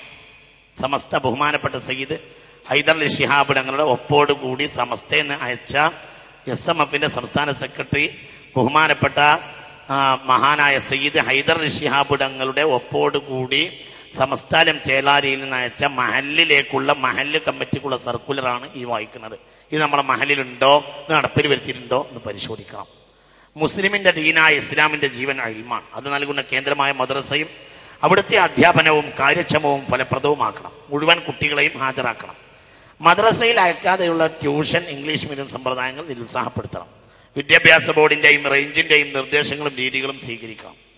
ഇബാദത്ത് പരിശീലനം നൽകണം. അതിനുവേണ്ട സൗകര്യങ്ങൾ ചെയ്യേണ്ടതാണ് മദ്രസയോടനുബന്ധിച്ച്. കുട്ടികൾ പരിശീലിക്കുന്ന കാര്യങ്ങൾ വീട്ടിൽ വെച്ച് രക്ഷിതാക്കൾ പ്രയോഗവൽക്കരിക്കണം. ക്ലാസുകൾ 7, 10 എന്നിങ്ങനെ ഉയർത്തണം. സ്കൂൾ ഭംഗമാക്കരുത്. 10 കഴിഞ്ഞവരെ സ്പെഷ്യൽ ക്ലാസ്, +1, +2, വനിതാ സ്പെഷ്യൽ, അറബിക് കോളേജ് എന്നിവയിലേക്ക് ക്ഷണിക്കണം. മദ്രസ 5, 7 കഴിഞ്ഞവരെ SSLCക്ക് യോഗ്യമാക്കുന്നതോടുകൂടെ മതവിഷയങ്ങൾ നൽകുന്ന രൂപത്തിൽ പഞ്ചായത്തിൽ ഒരു മദ്രസ കേന്ദ്രീകരിച്ചു ആൺ പെൺ വേർതിരിച്ചു ഫീസ് സ്വീകരിച്ച് വന്നു പോകുന്ന രൂപത്തിൽ ഒരു മതഭൗതിക സ്ഥാപനവും ഉണ്ടാക്കിയിരിക്കണം. അവനവന്റെ മഹല്ലിൽ ഉണ്ടാകുന്ന ഉന്നതമായ മദ്രസകൾക്ക് പുറമെ ഈ മദ്രസ പ്രായം കഴിഞ്ഞ കുട്ടികൾക്ക് മതഭൗതിക വിദ്യാഭ്യാസം സമന്വയിച്ച് നൽകാവുന്ന സ്ഥാപനങ്ങൾ, ഒരു കേന്ദ്ര സ്ഥാപനമെങ്കിലും 10 മണി കഴിഞ്ഞാൽ വെറുതെ നോക്കുകുട്ടിയായി കിടക്കല്ലേ മദ്രസകള്. എന്തെങ്കിലും ഒരു മഹല്ലയിൽ ഒരു കേന്ദ്ര മദ്രസ ഉണ്ടാകണം. ആ കേന്ദ്ര മദ്രസയിൽ 10 മണി കഴിഞ്ഞാലും പ്രവർത്തനങ്ങൾ നടക്കണം. എങ്ങനെ? ഭൗതിക വിദ്യാഭ്യാസ സമന്വയ പഠനങ്ങൾ. അതിനുവേണ്ടി പ്രത്യേകം വേണമെങ്കിൽ ഡിഗ്രിക്ക് അവരെ യോഗ്യന്മാരാക്കാം. ആണുങ്ങളെയും പെണ്ണുങ്ങളെയും വേർതിരിച്ച് പഠിപ്പിക്കുന്ന 2 മദ്രസ 2 ഏരിയയിൽ ഉണ്ടായാൽ മതി. അത് ഓരോ പഞ്ചായത്തിലും ഉണ്ടാവുക എന്നത് വളരെ പ്രധാനപ്പെട്ട ഒരു കാര്യമാണ്. അത് ഓരോരുത്തരും ശ്രദ്ധിക്കണം. മഹല്ല് ഫെഡറേഷനെ ഹയാത്താക്കിയാൽ ഇതൊക്കെ എളുപ്പത്തിൽ നടക്കും. ഇതെല്ലാം എല്ലാവരും ചെയ്യേണ്ട പ്രധാനപ്പെട്ട ഒരു കാര്യമാണ്. ശ്രദ്ധിക്കണം. ഞാൻ സാന്ദർഭികമായി സൂചിപ്പിച്ചതാണ്. അപ്പൊ ഈ സർക്കുലർ നമ്മളെ മഹല്ലിൽ കിട്ടിയിട്ടുണ്ടോ, അതല്ല പിന്നെ അത് ചെയ്തിട്ടുണ്ടോ എന്ന് അറിയിക്കണം. ഇല്ലെങ്കിൽ നിർബന്ധമായും, കാരണം ചിലപ്പോൾ ഇത്തരം സർക്കുലറൊക്കെ പള്ളിയിൽ വന്നിട്ട് കാണാതെ പോകുന്ന ചില സാഹചര്യങ്ങളും ഉണ്ടാകും. കാരണം ആ പള്ളിയിലെ അധികാരിയായ ഖത്തീബോ മറ്റോ ഒരുപക്ഷെ ഇതിനൊന്നും താല്പര്യപ്പെട്ട ഒരാളല്ലെങ്കിൽ സ്വാഭാവികമായും ഇത്തരം സർക്കുലറുകൾ വെളിച്ചം കാണാതെയും പോകാറുണ്ട്. അതുകൊണ്ടാണ് കമ്മിറ്റി അത് ഉറപ്പുവരുത്തണമെന്ന് ഞാൻ കാര്യമായി പറഞ്ഞത്. ഇതാണ് നേരത്തെ ഇന്നലെ പറഞ്ഞത്. അവനവന്റെ താല്പര്യങ്ങളുള്ള ആദർശമുള്ള ആളുകൾ തന്നെ പള്ളിയിൽ ഉണ്ടായിരിക്കണം. ഇല്ലെങ്കിലോ മേൽഘടകത്തിന് കൊടുത്തേക്കണൊന്നും താഴെത്തില്ല. നാട്ടുകാർക്ക് അതൊട്ട് അറിയില്ല. ഇങ്ങനെ പറയും ചെയ്യും, എന്താ ഇവിടെ സമസ്ത ചെയ്തത്, അങ്ങനെ പറയും. എന്നാൽ ഇതൊക്കെ കാര്യമായി കൃത്യമായി അയക്കുന്നുണ്ടാവും. ഈ വിവരമൊന്നും നമ്മളെ മഹല്ലിൽ കിട്ടൂല. നമ്മളെ മഹല്ലിനെ ഒരു രജിസ്ട്രേഷനോ ഒരു അഡ്രസ്സോ കമ്മിറ്റി മാറി, ഞാൻ എന്റെ പ്രസിഡന്റ് സെക്രട്ടറി മാറിയിട്ടുണ്ട് എന്നത് അതിന്റെ ഉത്തരവാദിത്തപ്പെട്ട SMFന്റെ ബോഡിക്കോ മറ്റോ നമ്മൾ ആ കാര്യം കൊടുത്തിട്ടില്ല. അതവരെ കാര്യത്തിൽ SMFനെ സംബന്ധിച്ചിടത്തോളം അതിന്റെ ഇപ്പോഴത്തെ വർക്കിംഗ് സെക്രട്ടറിയാണ് സമസ്തയുടെ വിദ്യാഭ്യാസ ബോർഡ് മാനേജർ കൂടിയായ ബഹുമാനപ്പെട്ട പെണങ്ങോട് അബൂബക്കർ സാഹിബ് അദ്ദേഹത്തോട് ബന്ധപ്പെട്ടാൽ ഈ കാര്യങ്ങൾ മുഴുവൻ ഭംഗിയായി നടത്തിത്തരും. കാര്യമായി ബന്ധപ്പെടാൻ കൂടിയാണ് ഞാനിത് ഓർമ്മപ്പെടുത്തുന്നത്. ശ്രദ്ധിക്കുക, SMFന്റെ സംസ്ഥാന വർക്കിംഗ് സെക്രട്ടറിയും അതോടുകൂടെ തന്നെ ഈ വിഷയങ്ങളിൽ സമസ്ത പ്രത്യേകമായി ഏൽപ്പിച്ച ആളാണ് ഇപ്പോൾ വിദ്യാഭ്യാസ ബോർഡിന്റെ മാനേജർ കൂടിയായ പെണങ്ങോട് അബൂബക്കർ സാഹിബ്. അദ്ദേഹത്തോട് ബന്ധപ്പെട്ട് ഈ കാര്യങ്ങൾ മഹല്ലിൽ ചെയ്യേണ്ട കാര്യങ്ങളൊക്കെ കൃത്യമായി ചെയ്യിപ്പിക്കുന്ന കാര്യവും ശ്രദ്ധിക്കണം എന്ന് സാന്ദർഭികമായി ഓർമ്മപ്പെടുത്തുകയാണ്. അല്ലാഹു സുബ്ഹാനഹു വ തആല നാഫിയായ ഇൽമിനെ തരട്ടെ. മുഅ്മിനീങ്ങളെ, ഇനി മഹല്ലുകൾ പ്രധാനമായി ശ്രദ്ധിക്കേണ്ട മറ്റു ചില കാര്യങ്ങളാണ് ഞാൻ സൂചിപ്പിക്കുന്നത്. ഒന്ന്, നിർബന്ധമായും ജനങ്ങളെ കൂട്ടിയ ഒരു അംറും ബിൽ മഅറൂഫ് നഹിയുൻ അനിൽ മുൻകറിന്റെ ഒരു സദസ്സ് ആഴ്ചയിൽ നമ്മുടെ മഹല്ലിൽ ഉണ്ടായിരിക്കണം. നിർബന്ധം. മദ്രസ കേന്ദ്രീകരിക്കാവുന്നതാണ്. ഇത് വളരെ കർശനമാണ്, നിർബന്ധമാണ്. അതിന് ഇമാമ് തന്നെ നേതൃത്വം നൽകണം. ഇമാം യോഗ്യനായ ഇമാമായിരിക്കുകയും വേണം. ഇനി ഇമാമിന് കഴിയാത്ത പക്ഷം മറ്റൊരാളെ കൊണ്ട് ആ വിഷയം ചെയ്യിപ്പിക്കാവുന്നതാണ്. നിർബന്ധമായും ഒരു ക്ലാസ് നമ്മൾ നിർബന്ധമാണ് ആ കാര്യം. എന്തുകൊണ്ട്? അംറും ബിൽ മഅറൂഫും നഹിയുൻ അനിൽ മുൻകറും നടക്കാത്ത നാട്ടിൽ ദുആക്ക് ഇജാബത്ത് ഉണ്ടാവില്ല. ശ്രദ്ധിക്കുക. ഹബീബായ റസൂലുള്ളാഹി പറഞ്ഞു സല്ലല്ലാഹു അലൈഹി വസല്ലം, തഅ്മുറുന്ന ബിൽ മഅറൂഫി വല തൻഹൗന അനിൽ മുൻകർ ഔ ല യുസല്ലിതുന്നല്ലാഹു അലൈക്കും സുൽത്താനൻ ളാലിമാ. അല്ലാഹു സുബ്ഹാനഹു വ തആല നിങ്ങളെ മേൽ വലിയ ഒരു അല്ലാഹു സുബ്ഹാനഹു വ തആല മേൽ അക്രമിയായ രാജാവിനെ കൊണ്ടുവരും. നിങ്ങള് അംറും ബിൽ മഅറൂഫും നഹിയുൻ അനിൽ മുൻകറും നടത്തണം. നന്മ കൊണ്ട് കൽപ്പിക്കുകയും തിന്മയെ വിരോധിക്കുകയും വേണം. ഇല്ലെങ്കിൽ നാട്ടിൽ അക്രമികൾ ഭരണാധികാരികളാകും. അല്ലാഹു നമ്മളെ കാത്തുരക്ഷിക്കട്ടെ. അങ്ങനെ അക്രമികൾ ഭരണാധികാരിയായാൽ അവർ മൂത്തവരെ ബഹുമാനിക്കുകയോ ചെറിയവരോട് കരുണ കാണിക്കുകയോ ചെയ്യുകയില്ല. മാത്രമല്ല ഫയദു അലൈഹി ഖിയാറുക്കും, നിങ്ങളിൽ നല്ല ആളുകൾ അക്രമികൾക്കെതിരെ ദുആ ചെയ്താൽ പോലും ഫലാ യുസ്തജാബു ലക്കും, ഉത്തരം ലഭിക്കുകയില്ല. അംറും ബിൽ മഅറൂഫ് നഹിയുൻ അനിൽ മുൻകർ നടക്കാത്ത നാട്ടിൽ ദുആക്ക് ഇജാബത്ത് ഉണ്ടാവില്ല. അൻ ഹുദൈഫ ബിൻ യമാൻ ഖാല നബിയു, വേറെയും തുർമദീന ഹദീസ് കാണാം. അള്ളാഹു നമ്മെ കാത്തിരക്ഷിക്കട്ടെ. അംറും ബിൽ മഅറൂഫ് നഹിയുൻ അനിൽ മുൻകർ കൃത്യമായി നടക്കണം. അതില്ലാത്ത മഹല്ലിൽ യാതൊരു കാരണവശാലും റബ്ബിന്റെ ദുആഇന്റെ ഇജാബത്ത് ഉണ്ടാവില്ല. അള്ളാഹു നമ്മെ കാത്തിരക്ഷിക്കട്ടെ. ഒരുപാട് സ്ഥലങ്ങളിൽ അതിന് തെളിവുകളുണ്ട്. ഞാനിത് മുഴുവനും കൂടെ വിശദീകരിച്ചിട്ടുണ്ട്, ഇന്നലെ അല്പം സൂചിപ്പിച്ചിട്ടുണ്ട്. അത് പ്രധാനപ്പെട്ട കാര്യം. അള്ളാഹു നമുക്ക് തൗഫീഖ് ചെയ്യട്ടെ. വമൻ അഹ്സനു ഖൗലൻ മിമ്മൻ ദആ ഇലല്ലാഹ് വഅമില സ്വാലിഹാ വഖാല ഇന്നനി മിനൽ മുസ്ലിമീൻ. ഇതാണ് കമ്മിറ്റിയുടെ പ്രധാനപ്പെട്ട ബാധ്യത. വമൻ അഹ്സനു ഖൗലൻ മിമ്മൻ ദആ ഇലല്ലാഹ്, അല്ലാഹുവിലേക്ക് ക്ഷണിക്കുന്നതിനേക്കാൾ നല്ല വാക്ക് പറഞ്ഞ ആരുമില്ല. അല്ലാഹു നമുക്ക് തൗഫീഖ് ചെയ്യട്ടെ. ഉറക്കെ പറയൂ, അല്ലാഹു നമുക്ക് തൗഫീഖ് ചെയ്യട്ടെ. ഇത് വളരെ കർശനമായും നമ്മുടെ മഹല്ലുകളിൽ ഉണ്ടായിരിക്കണം. ദീനി തർബിയത്തിന്റെ സദസ്സ് ആഴ്ചയിൽ വേണം, നിർബന്ധം. ഒരു 2 മണിക്കൂർ നിർബന്ധമായും ഉണ്ടായിരിക്കണം. 2 മണിക്കൂർ ഒരാഴ്ചയിൽ 168 മണിക്കൂറുണ്ട്. ഒരാഴ്ചയിൽ 2 മണിക്കൂറെങ്കിലും ഒരു ദഅവത്തിന്റെ ക്ലാസ് ഉണ്ടാവണം, നിർബന്ധം. എത്ര? ഒരാഴ്ചയിൽ 160 മാത്രമല്ല അല്ലേ, ഒരാഴ്ചയിൽ 168 മണിക്കൂറാണ്. ഒരാഴ്ചയിൽ 168 മണിക്കൂറുണ്ട്. ഒരാഴ്ചയിൽ 2 മണിക്കൂറിന്റെ ദഅവത്തിന്റെ ക്ലാസ് നിർബന്ധമായിട്ടുണ്ടായിരിക്കണം. അതിന്റെ മഹല്ലിനെ 1, 2, 3 ഖണ്ഡങ്ങളായി തിരിക്കാവുന്നതാണ് അവിടുത്തെ വ്യാപ്തി അനുസരിച്ച്. അതിൽ അറ്റൻഡൻസ് രജിസ്റ്റർ വെക്കണം. വരാത്ത ആളുകൾക്ക് കുറിച്ച് ആ വിഷയത്തിൽ അന്വേഷണം ഉണ്ടാകും. എന്തുകൊണ്ട് വന്നില്ല? കാരണം പറയണം. നിർബന്ധമായും പള്ളിയിൽ പെരുന്നാൾ കൊടുക്കുക, ഇത്തരം കാര്യത്തിനപ്പുറം നമുക്ക് യാതൊന്നുമില്ല. ഇതിനപ്പുറം പെരുന്നാളിന്റെ പണം കൊടുത്തിട്ടില്ലെങ്കിൽ അവരെ പള്ളിയിൽ നിന്ന് വിളിച്ചു. ഇതൊരു വാജിബായ സംഗതിയല്ല. പെരുന്നാൾ പണം കൊടുക്കൽ ഒരു വാജിബായ സംഗതിയല്ല. പള്ളിയിൽ നിന്ന് പുറത്താക്കാനുള്ള ആകെയുള്ള മാനദണ്ഡം പെരുന്നാൾ പണം കൊടുക്കുക എന്നുള്ളതാണ്. പെരുന്നാളിനൊരു പൈസ ഇങ്ങനെ കൊടുക്കൂല്ലേ? ഒന്ന് പറയ, എന്താ നിങ്ങൾ ഇല്ലേ? ഇത് അള്ളാഹും റസൂലും നിർബന്ധാക്കിയ ഒരു കാര്യവുമല്ല. പെരുന്നാളിനൊരു പൈസ കൊടുക്കല്ല അള്ളാഹു നിർബന്ധാക്കിയിട്ടില്ല, റസൂൽ നിർബന്ധാക്കിയിട്ടില്ല. എന്നാൽ ആ നാട്ടിന്റെ സുഗമമായ നടത്തിപ്പിന് വേണ്ടിയിട്ട് അവർക്ക് അങ്ങനെ ചെയ്യാവുന്നതാണ്. ഇനി അള്ളാഹു റസൂൽ നിർബന്ധമാക്കിയിട്ടില്ല എന്ന് വിചാരിച്ച് നിങ്ങൾ കൊടുക്കാതിരിക്കണ്ട. അത് നല്ലതാണ്. ആ നാട്ടിന്റെ സുഗമമായ അവർക്ക് അവരുടേതായ ചില കാര്യങ്ങളൊക്കെ ഉണ്ടാവുമല്ലോ. അപ്പൊ ഇത് പക്ഷേ അള്ളാഹു റസൂലും നിർബന്ധമാക്കിയ ഈ കമ്മിറ്റി നടത്തൂല, അവരെ നിർബന്ധമാക്കി നടത്തുകയും ചെയ്യും. അതെന്ത് കമ്മിറ്റിയാടോ? ഇതെന്ത് കമ്മിറ്റിയാണ്? എന്റെ കമ്മിറ്റി. എന്താണ് എന്റെ അവസ്ഥ? ഇപ്പൊ ആരാ? എന്താ എന്റെ അവസ്ഥ? എന്താണ്? നിനക്ക് വല്ല ബോധമുണ്ട്? എന്ത് വിചാരിച്ചതൊക്കെ ഏറ്റെടുത്തത്? ഇത് വളരെ ഗൗരവമായി ചിന്തിക്കണം. കമ്മിറ്റി എന്ന് പറയാൻ വളരെ എളുപ്പ. നമ്മ ആ പേരിൽ നമ്മളെ റിയൽ എസ്റ്റേറ്റ് ഇങ്ങനെ നടക്കും. അതുണ്ടായിട്ട് കാര്യമല്ല. ഇന്ന് റിയൽ എസ്റ്റേറ്റ് കള്ളന്മാർ മുഴുവനും ഏകദേശമൊക്കെ ഇതിൽ കൂടിയിട്ടുണ്ട്. എല്ലാവരും കള്ളന്മാരാ നീ പറഞ്ഞ അർത്ഥമില്ല, കള്ളന്മാരില്ലാന്നും അർത്ഥമില്ല. അത് വളരെ നമ്മൾ ചിന്തിക്കണം. എല്ലാ കള്ളന്മാർ മുഴുവനും ഇതിൽ കയറി കൂടിയിട്ടുണ്ട്. ഈ റിയൽ എസ്റ്റേറ്റ് കള്ളന്മാർ മുഴുവനും കയറി കൂടി കമ്മിറ്റിയുണ്ട്. അവരെ എന്തിനാ? എനിക്കറിയാം പല ആളുകളും അത് കമ്മിറ്റിന്ന് പോയാൽ ഈ ഒരു സ്റ്റാൻഡ് അവർക്ക് ഉണ്ടാവില്ല. ആ സ്റ്റാൻഡിൽ നിന്നിട്ട് അവരെ കച്ചവടം അവർ ഉഷാറാക്കും. അവർ കമ്മിറ്റിപ്പെട്ട ആളാണല്ലോ, എന്തെങ്കിലും പ്രശ്നം ഉണ്ടെങ്കിൽ നമുക്ക് വിഷയം പരിഹരിച്ച് കിട്ടുമെന്ന് എന്ന് വരെ വിചാരിക്കും. ഇടപാട് നടത്താം. അവരെ ഇടപാടുകളൊക്കെ കൃത്യമായി നടക്കും. അതിൻ്റെ പേരിൽ വരുമാനത്തിന് വേണ്ടി മാത്രം പ്രസിഡന്റും സെക്രട്ടറിയും കമ്മിറ്റിയുമായി നടക്കുന്ന ആളുകളും നമ്മുടെ നാട്ടിലുണ്ട്. അപ്പൊ ഇതൊക്കെ ചിന്തിക്കണം. അള്ളാഹു നിർബന്ധമാക്കിയ കാര്യങ്ങൾ നമ്മൾ നാട്ടിൽ നടപ്പിലാക്കാത്തതിന് എന്താ എന്ത് വാക്കാ പിന്നെ നമ്മൾ പറയാം റബ്ബിന്റെ മുന്നിൽ? അള്ളാഹു നമ്മളെ കാത്തു രക്ഷിക്കട്ടെ. അപ്പോൾ വളരെ വളരെ ചിന്തിക്കണം.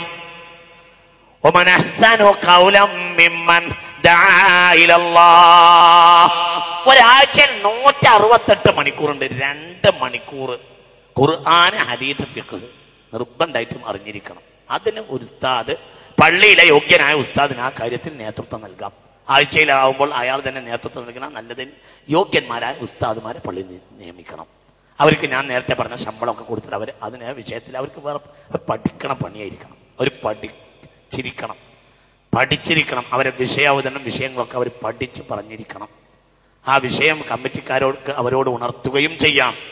ഉസ്താദ് ഒന്നും കൂടെ ആ വിഷയം ഒന്ന് പഠിച്ചിട്ട് ഞങ്ങളോട് പറയണമെന്ന് പറയാം. അതിലൊന്നും യാതൊരു തെറ്റില്ല. അതിനും ഹൈർ പറയുന്നതിൽ കുരുത്തക്കൾ ഉണ്ടാവും എന്ന് വിചാരിക്കണ്ട. ആവശ്യമില്ലാത്തിൽ നമ്മൾ കുരുത്തക്കെട്ടിനെ പേടിക്കുന്നു. ഇതൊക്കെ ആവശ്യമുള്ള കാര്യങ്ങളാണ്. ഉസ്താദിനോട് ഒന്നും കൂടി പറയാം, ആ വിഷയം ഞങ്ങൾക്ക് പറഞ്ഞാൽ ഒന്നും കൂടി പറഞ്ഞുതരണം എന്ന് വേണമെങ്കിൽ പറയാം. പഠിച്ച് പറയണമെന്ന് പറഞ്ഞാൽ വലിയ കുരുത്തക്കെടൊന്നും പറ്റില്ല. വലിയ അത്യാവശ്യം പേടിയുള്ള കുരുത്തക്കെടുകൊണ്ടൊക്കെ നാട്ടിൽ നാശം ഉണ്ടാവും. ഇവിടെ ജനങ്ങളുടെ നാശമാണ് ഏറ്റവും വലിയ കുരുത്തക്കെട്. അതിനെ തൊട്ട് അല്ലാഹു നമ്മളെ കാത്തിരക്ഷിക്കട്ടെ. അപ്പൊ ഇത് വളരെ കർശനമായി പറയണം ഉസ്താദിന്റെ നേതൃത്വത്തിൽ. ഉസ്താദിനെ ഇല്ലെങ്കിൽ വേറൊരാൾക്ക് ഉസ്താദ് വയസ്സനാണ്, അല്ലെങ്കിൽ വേണ്ടത്ര ഈ വിഷയം വശീകരിച്ച് ജനങ്ങളോട് പറയാൻ കഴിയില്ല, ഒരുപാട് ഗുണങ്ങൾ അയാൾക്ക് വേറെ ഉണ്ടതാണ് എങ്കിൽ അങ്ങനെ ഉണ്ടാവും. ചില ഉസ്താദുമാർ നല്ല ഫിഖ് അറിയുന്ന ആളാവും. നാട്ടിൽ ആരെന്ത് പറഞ്ഞാലും ഒരു മസല പറഞ്ഞാൽ പിഴക്കൂല, വളരെ കൃത്യമായി മസല പറയാൻ കഴിയും. പക്ഷെ ഒരു വശീകരിക്കാവുന്ന പ്രഭാഷണത്തിന് കഴിയില്ല എങ്കിൽ ആ ഉസ്താദിനെ പിരിച്ചുവിടേണ്ട. അതന്നെയാണ് നാട്ടിൽ ആവശ്യമുള്ള ഉസ്താദ്. എന്ത് ചെയ്യാം? ആഴ്ചയിൽ ഈ വിഷയത്തിൽ ആളുകളെ സംഘടിപ്പിക്കാൻ വേണ്ടി ഒരു 48 ആളെ കണ്ടെത്തിയാൽ മതിയല്ലോ കൊല്ലത്തിൽ. അത്രയല്ലേ വേണ്ടുള്ളൂ. അത് 48 വേണ്ടില്ല. കഴിവുള്ള ഒരാളെ ആഴ്ചയിൽ ഒന്ന് ക്ലാസ് എടുക്കാൻ ഏൽപ്പിച്ചാൽ തന്നെ ആ കാര്യം ഭംഗിയായി നടക്കും. മഹല്ല കമ്മിറ്റികൾ ഉണ്ടാക്കുമ്പോൾ ഇങ്ങനെയുള്ള ദഅവത്ത് കമ്മിറ്റി നിർബന്ധമായും ഉണ്ടായിരിക്കണം. നിർബന്ധം ദഅവത്ത് കമ്മിറ്റി. അതിൽ ആ നാട്ടിലെ ഏറ്റവും യോഗ്യന്മാരും ഏറ്റവും സ്മാർട്ടുമായ ദീനുള്ള ആളുകളായിരിക്കണം ആ കമ്മിറ്റിയിൽ ഉണ്ടാവേണ്ടത്. അത് കാര്യക്ഷമമായി നടന്നാൽ തന്നെ നാടുണ്ടാവും. അത് വളരെ ശ്രദ്ധിക്കണം. ഇതെല്ലാം 168 മണിക്കൂർ 2 മണിക്കൂർ അള്ളാന്റെ ഇൽമ പഠിക്കാൻ കഴിയാത്ത കച്ചവടക്കാരൻ എന്തിനാണോ നാട്ടിൽ? അവൻ കച്ചവടക്കാരനായി എന്തിനാണോ ഈ നാട്ടില്? നീ എന്തിനാ നാട്ടിൽ? നിന്നെക്കൊണ്ട് ആവശ്യം എന്താ? കച്ചവടാണ് ഇവന്. എടാ, നിന്നെക്കാൾ വലിയ കച്ചവടക്കാരനല്ലേ സയ്യിദുനാ ഉസ്മാൻ? നിന്നെക്കാൾ വലിയ കച്ചവടക്കാരനല്ലോ സയ്യിദുനാ ഉസ്മാൻ ബിൻ അഫ്ഫാൻ റളിയല്ലാഹു അൻഹു. നിന്നെക്കാൾ വലിയ കച്ചവടക്കാരനല്ലേ സയ്യിദുനാ സുലൈമാൻ? അള്ളാഹുവിന്റെ ദീനുമായി ബന്ധമില്ലാത്ത എന്ത് കച്ചവടം? അത് ഞങ്ങൾ കച്ചവടാണ്. കച്ചവടം നേരത്തെ അങ്ങോട്ട് പൂട്ട് വൈകുന്ന ഒരു ദിവസം, ആഴ്ചയിൽ ഒരു ദിവസം നേരത്തെ കട പൂട്ടും. അത് ഒരാഴ്ച 2 ആഴ്ച തുടർച്ചയായാൽ എല്ലാവർക്കും അറിയും ചെയ്യാം. എന്താ? അലവിയാജിയുടെ കട വ്യാഴാഴ്ച രാത്രി ആകുമ്പോൾ മഗ്‌രിബോട് കൂടെ പൂട്ടും. എന്തുകൊണ്ട്? വ്യാഴാഴ്ച രാത്രി അവിടെ നാട്ടിൽ മഹലിൽ തന്നെ ക്ലാസ്സും ഉണ്ട്, കുറച്ച് സ്വലാത്തും ഉണ്ട്. രണ്ടും കൂടി ചെയ്യാം. ഒരു ക്ലാസ്, ഒരു സ്വലാത്ത്, രണ്ടും കൂടിയായ വൃത്തിയായി. വെള്ളിയാഴ്ച രാവ് തിരഞ്ഞെടുത്താൽ വളരെ വൃത്തിയായി. അൽവിയാജിയുടെ കൂടെ മഗ്‌രിബിന് ശേഷം പിന്നെ ഉണ്ടാവില്ല എന്ന് വിചാരിച്ചാൽ പിന്നെ അവിടെ നിന്ന് വാങ്ങേണ്ട സാധനങ്ങൾക്ക് നേരത്തെ തന്നെ വാങ്ങാൻ തയ്യാറാവും. അത് 2 ആഴ്ച ഉണ്ടായാൽ മതി. പിന്നെ അങ്ങനെ തന്നെ വൃത്തിയിൽ പോകും. ഇതിനെല്ലാം ഇനി അതിന്റെ പേര് കുറച്ച് കമ്മി വന്നോട്ടെ. മൻ സലക ത്വരീഖൻ യൽതമിസു ഫീഹിൽ ഇൽമ സലക ത്വരീഖൻ ഇലൽ ജന്ന. ഇൽമിന്റെ വഴിയിലേക്ക് നടന്നവൻ സ്വർഗത്തിന്റെ വഴിയിലേക്ക് നടന്നു. ഖാല റസൂലുള്ളാഹി. ഇത് നിർബന്ധമായിരിക്കണം. ഇത് നാട്ടിലെ കേവലം പെണ്ണുങ്ങൾക്ക് മാത്രമായാലും മതിയാവുകയില്ല. പെണ്ണുങ്ങൾക്ക് ഒരു ക്ലാസ് ഉണ്ടായിക്കോട്ടെ, അത് നല്ലതാണ്. പക്ഷേ ഇങ്ങനെ ഒരു സദസ്സ് നിർബന്ധമായും ആണിനും പെണ്ണിനും അതിൽ പങ്കെടുക്കാൻ കഴിയണം. നല്ല ഒരു ക്ലാസ് ആഴ്ചയിൽ നടക്കണം. അതിൽ എവിടെയെങ്കിലും ആബ്സെന്റ് വരുമ്പോഴത്തേനും വീണ്ടും വീണ്ടും ആ വിഷയം പരിഹരിക്കപ്പെടണം. വീണ്ടും ഉടൻ ആ ദഅവത്ത് കമ്മിറ്റി ജാഗരൂകരാകണം. എവിടെയെങ്കിലും 1-2 ആഴ്ച ഒരാൾ ഈ ക്ലാസ്സിന് ആബ്സെന്റ് കണ്ടാൽ ഉടനെ, മനസ്സിലായില്ലേ, അതിനാണ് അറ്റൻഡൻസ് വെക്കണം എന്ന് പറയുന്നത്. 1, 2, 3 സെക്ഷനായിട്ട് മഹലിനെ ഈ വിഷയത്തിൽ 3, 4 വ്യാപ്തി അനുസരിച്ച് നിശ്ചയിക്കാം. മനസ്സിലായില്ലേ?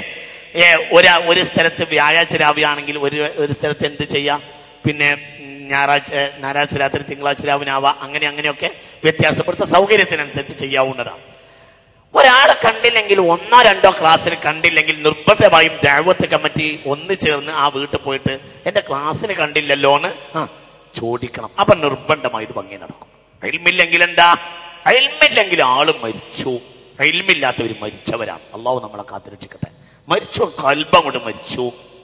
അവര് അഹ്യാവും, പക്ഷെ അമ്പാത്തായിരിക്കും. അള്ളാഹു നമ്മളെ കാത്തിരക്ഷിക്കട്ടെ. അപ്പൊ വളരെ വളരെ ചിന്തിക്കണം. നമുക്ക് നിർബന്ധമായും അങ്ങനത്തെ ഒരു ക്ലാസ് നിർബന്ധമായും നമ്മളെ നാട്ടിൽ നിർബന്ധമായും നടന്നിരിക്കണം. ഈ വിഷയം കമ്മിറ്റി തന്നെ നേതൃത്വം നൽകണം. അതിന്റെ ചെലവ് കാര്യങ്ങൾ മുഴുവനും ആ ദഅവത്തിന്റെ സമിതി ആ കാര്യം. ഞാൻ അറിയാം ധാരാളം മഹലുകൾ അങ്ങനെ ഉണ്ട്. ധാരാളം മഹല് ദഅവത്തിന് വേറെ കമ്മിറ്റി, അവർക്ക് വരവ് ചെലവ് കണക്ക് കമ്മി ഉണ്ടെങ്കിൽ അതിങ്ങോട്ട് കൊടുക്കും. അതൊക്കെ അതിൽപ്പെട്ടതാണ്. കാരണം എന്തുകൊണ്ട്? ഇതൊക്കെ അതാത് പള്ളിയോട് ബന്ധപ്പെട്ട പ്രവർത്തനങ്ങളാണ്. എന്തുകൊണ്ട്? വമൻ അഹ്സനു ഖൗലൻ മിമ്മൻ ദആ ഇലല്ലാഹ്. അല്ലാഹുവിലേക്ക് ക്ഷണിക്കലിനേക്കാൾ വലിയൊരു പ്രവർത്തനവും ഇല്ല. ഇത് വളരെ പ്രധാനപ്പെട്ടതാണ്. എല്ലാ വാളും എന്തെങ്കിലും വിളിച്ചു പറയുന്ന വയലാക്കരുത്. തഖ്വയെ പറ്റി, പടച്ചോനെ പേടിയെ പറ്റി പഠിപ്പിക്കുക, മസ്അലകളും പഠിപ്പിക്കുക. ഖുർആൻ ഹദീസ് തഖ്വ, അല്ലാഹുവിനെ പേടി. തഖ്വൽ ഇലാഹി മദാറു കുല്ലി സഅദതി വതിബഉ അഹ്വാറസു ശർഹബായില. ജനങ്ങൾക്ക് തഖ്വയെ പറ്റി പറഞ്ഞു കൊടുക്കണം. പടച്ചോനെ പേടി, അല്ലാഹുവിനെ സൂക്ഷിക്കേണ്ട കാര്യങ്ങൾ. ഇതാണ് ഏകദേശം അത് പ്രത്യേകിച്ചും ആ ക്ലാസ്സുകളിൽ ഓരോരുത്തരും പ്രത്യേകമായി ആ ക്ലാസ്സിൽ ഹാജരാവുകയും അവർക്ക് പിന്നെ മുസ്ലിം ചിട്ടകള്, അതേപോലെ തന്നെ അനുഷ്ഠാനങ്ങൾ, ആചാരങ്ങൾ, ഇതേക്കുറിച്ചൊക്കെ നല്ല ബോധവൽക്കരണം നടത്തണം. മുസ്ലിമീങ്ങളുടെ ചിട്ടകൾ, വീട്ടിൽ പാലിക്കേണ്ട ചിട്ടകൾ, അതേപോലെ തന്നെ അനുഷ്ഠാന കാര്യങ്ങൾ, ആചാരമര്യാദകൾ, ഇത്തരം കാര്യങ്ങൾ മുഴുവനും ആ ക്ലാസ്സിൽ പഠിപ്പിക്കണം. ചിട്ട, ഓരോ കാര്യങ്ങൾ എല്ലാം കൃത്യമായി പഠിപ്പിക്കണം ഓരോന്നിനും. അതേപോലെ തന്നെ മയ്യത്ത് പരിചരണം, മയ്യത്ത് കുളിപ്പിക്കൽ, പരിശീലനം അനുസരിച്ച് അടക്കം ഒരു ബാപ്പ മരിച്ചാൽ മക്കൾക്ക് കുളിപ്പിക്കാൻ കഴിയണം, ഉമ്മ മരിച്ചാൽ മക്കൾക്ക് കുളിപ്പിക്കാൻ കഴിയണം. അള്ളാഹു തആല തൗഫീഖ് ചെയ്യട്ടെ. ഉറക്കെ പറ, അള്ളാഹു തൗഫീഖ് ചെയ്യട്ടെ. അത് നിങ്ങൾ ആളെ നോക്കി നടക്കരുത്. അവനാന്റെ ബാപ്പയെ കുളിപ്പിക്കാൻ ഏറ്റവും അർഹനും യോഗ്യനും ആരാണ്? അവനവൻ തന്നെയാണ്. മരിച്ചാൽ ആണുങ്ങൾ, പെണ്ണുങ്ങൾ മരിച്ചാൽ പെണ്ണുങ്ങൾ. അതിനെന്ത് ചെയ്യണം? ഈ വിഷയത്തിൽ ഒരു കൊല്ലത്തിൽ ഒരിക്കലെങ്കിലും ഈ വിഷയത്തിൽ ഈ ക്ലാസ്. കാരണം എന്തോടെ പുതിയ ആളുകൾ വരും, പഴയ ആളുകൾ പിന്നെ പോവും. ഇതിലൊക്കെ ഒരു പ്രത്യേകമായി അതിന് വേണമെങ്കിൽ ഡമ്മി തന്നെ ഉണ്ടാക്കി വെച്ചിട്ട് ഒരു മയ്യത്ത് പോലെ അങ്ങനെയൊക്കെ ചെയ്യുന്ന മഹല്ലുകളുണ്ട്. തന്നെ ഉണ്ടാക്കിയത് എങ്ങനെ കിടത്തണം, അങ്ങോട്ട് ഇതെല്ലാം കൃത്യമായി കാണിച്ചു പഠിപ്പിക്കണം. എല്ലാ വീടുകളിലും ഏതൊരാൾക്കും ഇതിന് 2 സുഖമുണ്ട്. ഒന്ന്, ഇത് പഠിച്ച മനുഷ്യന് മയ്യത്ത് കുളിപ്പിക്കാൻ സന്നദ്ധത ഉണ്ടാവും. ഈ സന്നദ്ധത പടച്ചവനെ പറ്റി ചിന്തിപ്പിക്കും. പടച്ചവനെ എനിക്ക് മരിക്കണമല്ലോ. ഒരാൾ മരിക്കുന്ന മയ്യത്ത് കുളിപ്പിക്കുന്നിടത്തൊക്കെ നമുക്ക് ഹാജരായാൽ ഭയങ്കര ചിന്ത വരും. അള്ളാഹു നമ്മളെ നന്നാക്കി തരട്ടെ. റബ്ബേ തന്നെയാണല്ലോ എൻ്റെ നാളത്തെ അവസ്ഥ എന്ന് ഓരോരുത്തർക്കും ചിന്ത വരും. അതിനു വേണ്ടി മാത്രം സ്പെഷ്യലൈസ് ചെയ്ത കുറച്ച് ആളുകൾ മാത്രം മതിയാവില്ല. അത് എല്ലായിടത്തും കർശനവും നിർബന്ധവുമായി പഠിപ്പിക്കണം. ഈ വിഷയത്തിൽ മഹല്ലിന് ഉത്തരവാദിത്തം നൽകണം, നേതൃത്വം നൽകണം. അപ്പൊ ഇങ്ങനെയൊക്കെയുള്ള പ്രധാനപ്പെട്ട ക്ലാസ്സുകൾ ധാരാളമായി നമ്മുടെ നാടുകളിൽ ഭംഗിയായി നടക്കണം. അത് മഹല്ല് നേതൃത്വം നൽകണം. അതേപോലെ തന്നെ അന്ധവിശ്വാസങ്ങളെ നിരാകരിക്കുക, അനാചാരങ്ങളെ നിർമാർജനം ചെയ്യുക. കള്ള ഔലിയാക്കന്മാർ, കള്ള സന്യാസിമാർ, കള്ളബീവിമാർ, ഇതൊക്കെ ഇന്ന് നാട്ടിലെമ്പാടുമുണ്ട്. എല്ലാ കള്ളബീവിമാരും ഒന്നുമില്ല, കള്ളസന്യാസി, കള്ളബീവി എല്ലാം അതിന്റെ പിന്നാലെ നമ്മളെ ആളുകൾ, ഏറ്റവും കൂടുതൽ നമ്മളെ ആളുകൾ അതിന്റെ പിന്നാലെ. ഈ ആളുകളെയൊക്കെ കൊഴിപ്പിക്കുന്നത് മുഴുവൻ നമ്മളെ ആളുകളാണ്. ഇതിന് മുഴുവനും പിന്നാലെ നടക്കുന്നത് നമ്മളെ ആളുകളാണ്. താനൂരിലുണ്ടായിരുന്ന ഒരാള്, ആ താനൂർ ഏരിയ, താനൂര്, തിരൂര്, പരപ്പനങ്ങാടി, കോട്ടക്കൽ ഭാഗത്തൊക്കെയുള്ള കന്നാസ് വിറ്റ് തീർന്നു. 6 മാസമൊക്കെ കന്നാസ് കൊണ്ടുപോയിട്ട് ക്യൂ നിൽക്കായിരുന്നു. വെള്ളം ഊതി കൊടുക്കാൻ നേരമില്ലാത്ത എന്നിട്ട് അവസാനം പിന്നെ കിണറ്റിൽ ഊതിയിട്ട് വെള്ളം മുക്കി കൊണ്ടുപോകാൻ വേണ്ടി പറഞ്ഞു. അങ്ങനെയൊക്കെ ചെയ്ത് അവസാനം ആരാ ചെയ്ത? ഒന്നും ആലിമീങ്ങളല്ല. ആലിമീങ്ങളോട് ഇത്തരം കാര്യം അവരോട് ചോദിക്കൂല. ഇനി അതും വേണമെങ്കിൽ പറയാം, ആലിമ പറഞ്ഞിട്ട് കണക്കാക്കൂല. അതിന് വ്യക്തമായി എന്തുകൊണ്ട് അവരവർക്ക് അവരവരുടെ താല്പര്യങ്ങളാണ്. ഒരു ഉസ്താദ് ഒറ്റക്ക് പറഞ്ഞിട്ടൊന്നും കാര്യമില്ല. എന്ത് വേണം? മഹലിന്റെ നേതൃത്വത്തിൽ പറയണം. ഈ വിഷയത്തിൽ എല്ലാവരും ഉണ്ട്, എല്ലാവരുമുണ്ട്, എല്ലാ വിഭാഗങ്ങളുണ്ട്, എല്ലാ വിഭാഗങ്ങളുണ്ട് ഈ കാര്യത്തിൽ. എന്തുകൊണ്ട്? ഭൗതികമായ നേട്ടത്തിന് വേണ്ടി ഇത്തരം അനാശാസ്യതയുടെ പിന്നാലെ മക്കളെയും ഭാര്യമാരെയും പറഞ്ഞേക്കുക. പാപ്പ പോയില്ലെങ്കിലും ഉമ്മയെ പറഞ്ഞേക്കുക. ഇതൊക്കെ സർവ്വസാധാരണ. നാട്ടിലുള്ള കോട്ടക്കൽ ഭാഗത്തൊക്കെ പൊടി പിടിച്ചിരുന്ന കടന്നിരുന്ന കന്നാസം മുഴുവൻ വിറ്റ് തീർന്ന് അവസാനം വിവരം കിട്ടിയത് മുറിച്ചിട്ടില്ലായിരുന്നു എന്നാണ്. തിരിഞ്ഞില്ല. നിങ്ങൾക്ക് മനസ്സിലായില്ല? ഔലിയ പാപ്പാക്ക് തിരിഞ്ഞില്ല നിങ്ങൾക്ക്. അല്ലേ ഔലിയ പാപ്പ നമ്മളെ ഒപ്പന്നല്ല, തിരിഞ്ഞില്ല നിങ്ങൾക്ക്. അങ്ങനെയാണ്. ഞാൻ കൂടുതൽ പറയണില്ല, നിങ്ങൾക്ക് അറിയണ കാര്യമാണ്. ഇതൊക്കെ നമ്മുടെ നാട്ടിൽ പ്രമാദമായൊരു സംഭവമാണ്. ഇതിന്റെ പിന്നാലെ മുഴുവനും ചെറുപ്പക്കാരും എല്ലാവരും പോയി ഓടി. അപ്പൊ ഈ വിഷയം ഇന്നും ഇങ്ങനെയുള്ള കള്ള സന്യാസിമാര്, കള്ള ഔലിയാക്കന്മാര്, കള്ള ബീവിമാര്, നല്ലവരില്ലാന്നൊന്നും ഈ പറഞ്ഞതിന് അർത്ഥമില്ല. നല്ലവരൊക്കെ ഉണ്ടാവാം, അവരുണ്ടായിക്കൊണ്ടാവും, നിന്റെ ഉത്തരവാദിത്തപ്പെട്ടല്ല, അതൊന്നും നിന്റെ വിഷയമല്ല. കള്ളന്മാരെമ്പോഴുണ്ട്, കള്ളന്മാരായ ആളുകൾ ധാരാളമുണ്ട്. ഇവര് ഭൗതികമായ ചില താല്പര്യങ്ങൾക്ക് വേണ്ടിയിട്ട് നടക്കുന്ന, അതിന്റെ പിന്നിൽ അനാശാസ്യതകൾ നടക്കുന്നത് എപ്പോഴും. ഇതേക്കുറിച്ച് ബോധവാന്മാരാക്കണം. ശിർക്കിന്റെ പല സ്ഥാപനങ്ങളെയും നമ്മൾ ആളുകളാണ് കൊഴിപ്പിക്കുന്നത്. അത് വളരെ കർശനമായി പറഞ്ഞു കൊടുക്കണം, വളരെ ചിന്തിക്കണം. അള്ളാഹുവിന്റെ ദീനിൽ നിന്ന് പുറത്തു പോകുന്ന ചില ശിർക്കിന്റെ മണ്ഡപങ്ങൾ, ആ ശിർക്കിന്റെ മണ്ഡപങ്ങളെ നമ്മൾ കൊഴിപ്പിച്ചുകൊണ്ടിരിക്കുന്നു. ഏതൊരു പ്രയാസം ഉണ്ടാകണമെങ്കിൽ ആദ്യം ജോത്സ്യന്റെ അടുത്ത് പോയി, എന്നിട്ട് അത് നമ്മൾ അവിടെ നിന്ന് നമ്മൾ കാര്യങ്ങൾ തീരുമാനിക്കുക. അതെന്തും നമ്മൾ അതിനനുസരിച്ച് ചെയ്യുകയുള്ളൂ. ഇതൊക്കെ വളരെ തെറ്റായ കാര്യങ്ങളാണ്.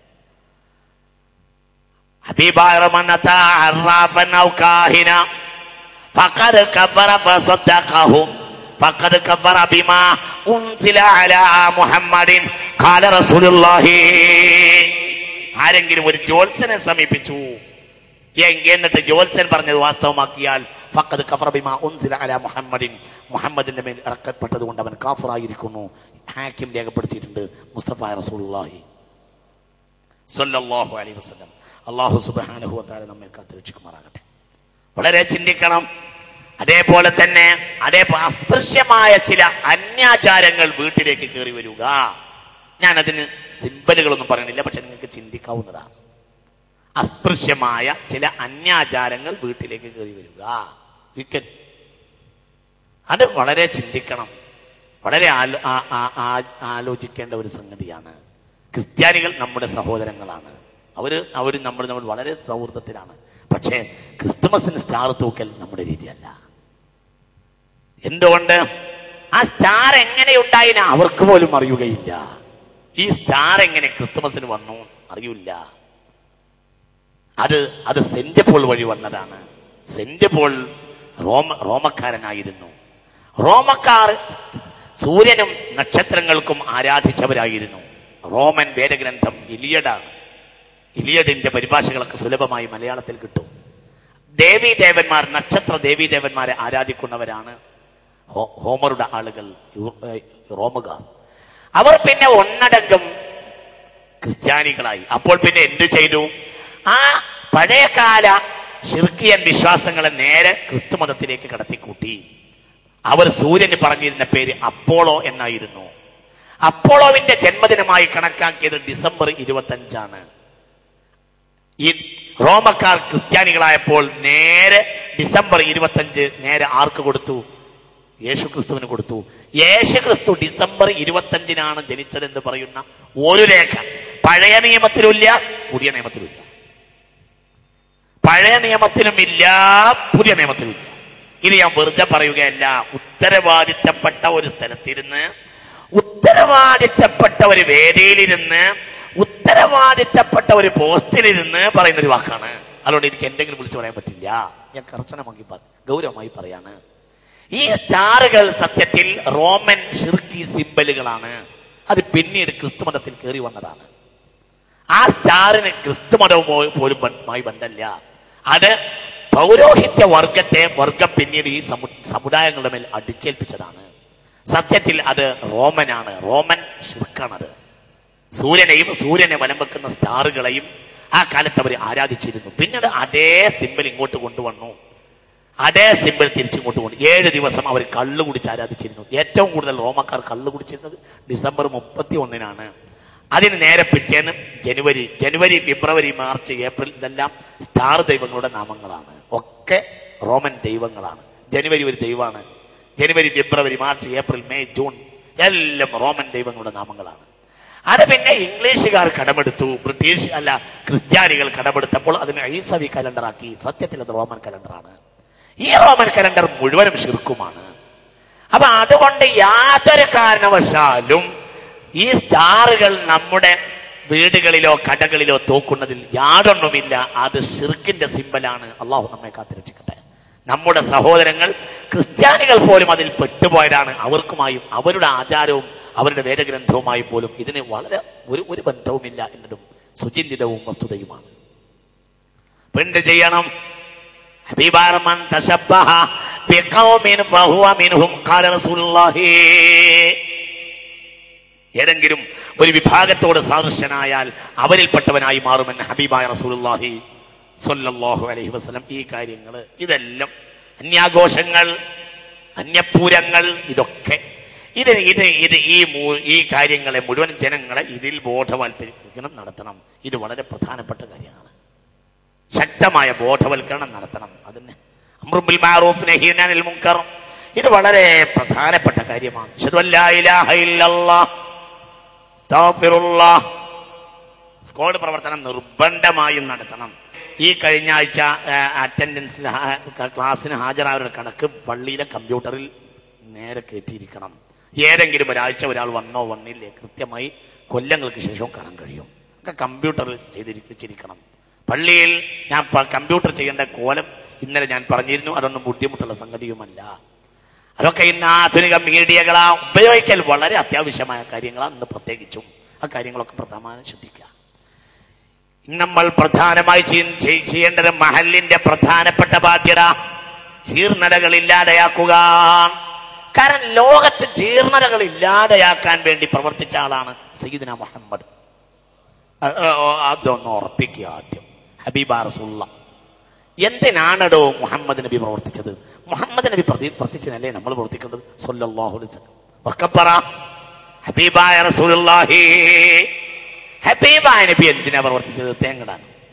ഹബീബായ റസൂലുള്ളാഹ് തേങ്ങയുടെ എണ്ണം നോക്കാനും. എന്തിനാ റസൂലുള്ളാഹ് പ്രവർത്തിച്ചത്? എന്തായിരുന്നു റസൂലുള്ളാഹിന്റെ ഉത്തരവാദിത്വം? ഹബീബായ റസൂലുള്ളാഹ് ജീർണതകളെ നിരാകരിച്ചു. കള്ള് കുടിച്ച് കൂത്താടി നടന്നിരുന്ന ജനതയെ മദ്യം കാണുമ്പോൾ അർപ്പുള്ളവരാക്കി ഒറ്റയാളായ മുഹമ്മദ് നബി എന്തുകൊണ്ടൊരു 15 അംഗം 25 അംഗ കമ്മിറ്റിക്ക് അതിന് കഴിയില്ല? കഴിയും, വേണമെന്ന് വിചാരിച്ചാൽ. പക്ഷെ അവന്റെ ബോധം, അവന്റെ യഥാർത്ഥമായ ഇതിനു വേണ്ടിയാണ് ഞാൻ കമ്മിറ്റിയായത് എന്ന ബോധം ഉണ്ടാകണം. ഇതാണ് നമ്മൾ കമ്മിറ്റി ആവുക എന്നുള്ള ബോധം ഉണ്ടാവണം. തന്നെ ഇത് ഒരു പറമ്പിലെ തേങ്ങന്റെ പൈസ പ്രസിഡന്റും തിരിച്ചു, അടുത്ത പറമ്പിലെ തേങ്ങയുടെ പൈസ സെക്രട്ടറിയും തിരിച്ചു. അങ്ങനെ ആകെ ഒരു വട്ടത്തിൽ തിരിയലായി മാറും കമ്മിറ്റികൾ. ഇതാണ് ഇന്നത്തെ ആകെയുള്ള ലാഭം. അതുകൊണ്ടാണ് കമ്മിറ്റിന് പോവാനൊന്നും പലരും മെനക്കെടാത്തത്. ഞങ്ങളുടെ ഏറനാട് ഭാഗങ്ങളിലൊക്കെ പള്ളികൾക്കൊക്കെ വല്ലാത്ത വരുമാനമാണ്. എല്ലാ നാടുകളിലും ഏറ്റവും വലിയ മുതലാളി പള്ളിയാണ്. കാരണം 8-10 ഏക്കറുകളും മുഴുവനും റബ്ബറാണ്. റബ്ബർ എന്ന് പറഞ്ഞാൽ പൊന്ന, അതിൻ്റെ ഒലിച്ചു വരുന്ന കറ, ഇത് മുഴുവൻ ഇത് ആഴ്ചയിൽ തന്നെ ഈ റബ്ബർ വെട്ടിയാൽ ഇഷ്ടം പോലെ പൈസ ഉണ്ടാവും. ഈ പൈസ മുഴുവനും അങ്ങോട്ടും ഇങ്ങോട്ടും തിരിക്കുന്ന ഒരുപാട് കമ്മിറ്റിക്കാർ ഞങ്ങളുടെ നാട്, നമ്മുടെ ഭാഗങ്ങളിലൊക്കെ പല സ്ഥലങ്ങളിലുണ്ട്. ഒരു പ്രത്യേക നാട് എന്ന് പറയാല്ല. അപ്പൊ ഇതാണ് പലപ്പോഴും കമ്മിറ്റികളെയൊക്കെ നിലനിർത്തുന്നതിന്റെ പലപ്പോഴും ഘടകം. അതും കമ്മിറ്റിയിൽ നിന്ന് പോകാൻ അവർക്ക് താല്പര്യം ഉണ്ടാവില്ല. അപ്പൊ ഇതൊക്കെ പല സ്ഥലങ്ങളിലും കാണും. ഒരു സ്ഥലം എന്ന് മാത്രമല്ല, ഒരു മഹൽ എന്ന് പറയല്ല, എല്ലായിടത്തും ഇതൊക്കെ സുലഭമായി. ഇനി അല്ലാത്തതുകൊണ്ട് അള്ളാഹുവിനെ പേടിച്ച് ഇതിലൊക്കെ ശ്രദ്ധിക്കുന്നവരുണ്ട്. ഇതിന് കൃത്യമായ കണക്ക് വെച്ച് കൃത്യമായി അതിന്റെ പേരിൽ ഒരു അരക്കാശിന്റെ ലാഭം പോലും പള്ളിയുടെ തേങ്ങയോ അവിടുത്തെ റബ്ബറോ അടക്കയോ പള്ളിയിലെ ഇന്നാലിന്ന കമ്മിറ്റി അംഗത്തിന് ലാഭം കിട്ടുന്ന രൂപത്തിൽ അയാളെ കടയിൽ മാത്രമേ കൊടുക്കാവൂ എന്ന നിഷ്കർഷതയൊന്നല്ലാതെ ഏറ്റവും ലാഭം കിട്ടുന്നിടത്ത് വിറ്റ് അത് അമാനത്തായി ഏൽപ്പിച്ച് അതിലൊരു പൈസ പോലും ഇങ്ങോട്ട് ഉപയോഗിക്കാതെ ആവുമ്പോൾ പള്ളിപ്പണിക്ക് വല്ലൊരു ആളും മെനക്കെടില്ല.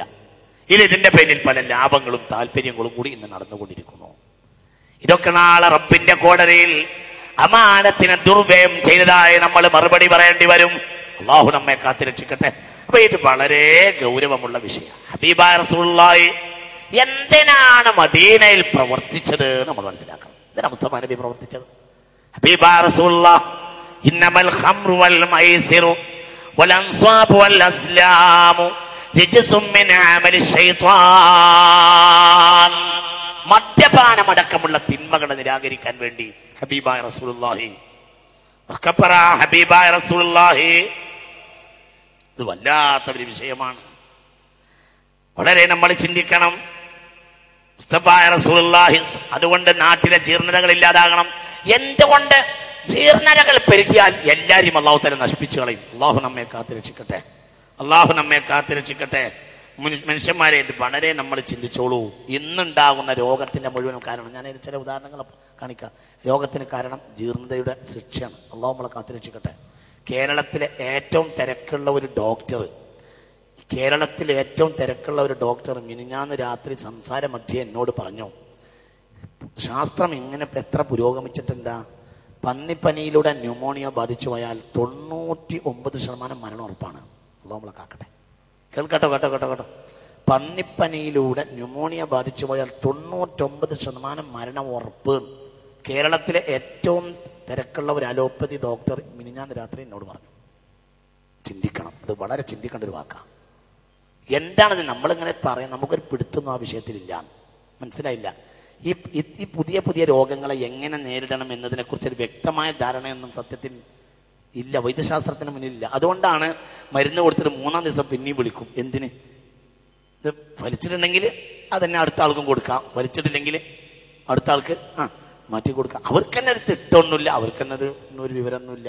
അവരിങ്ങനെ നോക്കുകയാണ്. അവരെ കാര്യങ്ങളെ പരീക്ഷിക്കാനുള്ള ഒരു സ്ഥലമാണ്. നമ്മൾ പൊക്രാനിൽ പരീക്ഷിച്ചിട്ട് പറഞ്ഞതുപോലെ ചില ശാസ്ത്രജ്ഞന്മാരെ അവരുടെ ആറ്റം ബോംബുകൾ ചില മരുഭൂമികൾ പരീക്ഷിക്കും എന്നതുപോലെ ചില കെമിക്കലുകളായ ഗുളികകളും മറ്റും പരീക്ഷിക്കാനുള്ള സ്ഥലമാണ് ഇന്ന് മനുഷ്യന്റെ ബോഡി. അങ്ങനെയൊക്കെയാണ്. വളരെ ഇതൊക്കെയാണ്. എന്താ കാരണം എന്താണെന്നറിയില്ല. കാരണം അറിയാമെന്ത്? അള്ളാഹുവിന്റെ ഇഖാബാകുന്നു. അപ്പൊ ഇത്തരം ജീർണതകൾ വളർന്നാൽ അള്ളാഹിന്റെ ഇഖാബ് ഉണ്ടാവും. അള്ളാഹു നമ്മെ കാത്തിരക്ഷിക്കട്ടെ. ചില നാട്ടുകാരെ അള്ള വിടും. ഞാൻ ആ ഭാഗത്തേക്ക് വരാം. പലിശയുള്ള നാട്ടുകാരെ റബ്ബ് വിടും, ഹിമായത്ത് വിട്ടു. നമ്മളെ കാക്കട്ടെ. വ്യഭിചാരം, പലിശ ഒരു നാട്ടിൽ അധികരിച്ചാൽ ആ നാട്ടിനെ അള്ളാഹു ഹിമായത്ത് ഒഴിവാക്കും. ഹിമായത്ത് പറഞ്ഞ സംരക്ഷണം. സ്വഹീഹ് മുസ്ലിമിൽ ഹദീസുണ്ട്. മുഹമ്മദ് നബി പറഞ്ഞതാടോ, മുഹമ്മദ് നബി പറഞ്ഞതാ സല്ലല്ലാഹു അലൈഹി വസല്ലം. ആരോ പറഞ്ഞല്ല, എന്റെ ഏതോ വൈദ്യര് പറഞ്ഞല്ല, മുഹമ്മദ് നബി പറഞ്ഞതാ. ഒരു നാട്ടിൽ പലിശ വ്യഭിചാരം ഉണ്ടെങ്കിൽ ആ നാടിനെ റബ്ബ് വിടും, ഹിമായത്ത് വിടും. അള്ളാന്റെ ഹിമായത്ത് വിട്ടാൽ എപ്പോഴും പിന്നെ നാശം മാത്രമേ നാട്ടിലുണ്ടാവുള്ളൂ. അള്ളാഹു കാക്കട്ടെ. ഇതെല്ലാ നാട്ടിനും അള്ളാന്റെ ഹിമായത്ത് വിട്ടു, എല്ലാ നാട്ടിനും അള്ളാന്റെ സംരക്ഷണം വിട്ടു.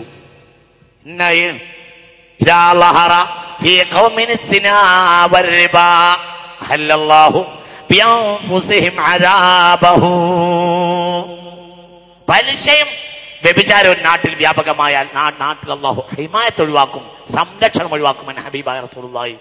ഞാൻ ആ ഭാഗത്തേക്ക് വരാം. എന്തിന്? എല്ലാ രാത്രിയും കടല് അള്ളാഹുവോട് ചോദിക്കും, പഠിച്ചവനെ ഞാൻ ഈ ജനങ്ങളെ ഒന്ന് നശിപ്പിച്ചോട്ടെ. കടല് ചോദിക്കും. മാമിൻ ലൈലത്തിൻ ഇല്ലാ വൽ ബഹറു യുശ്രിഫു ഫിഹാ ثلاث مرات ينفلح عليهم أي على عصاة بني آدم فيكبه الله بمنه وكرمه.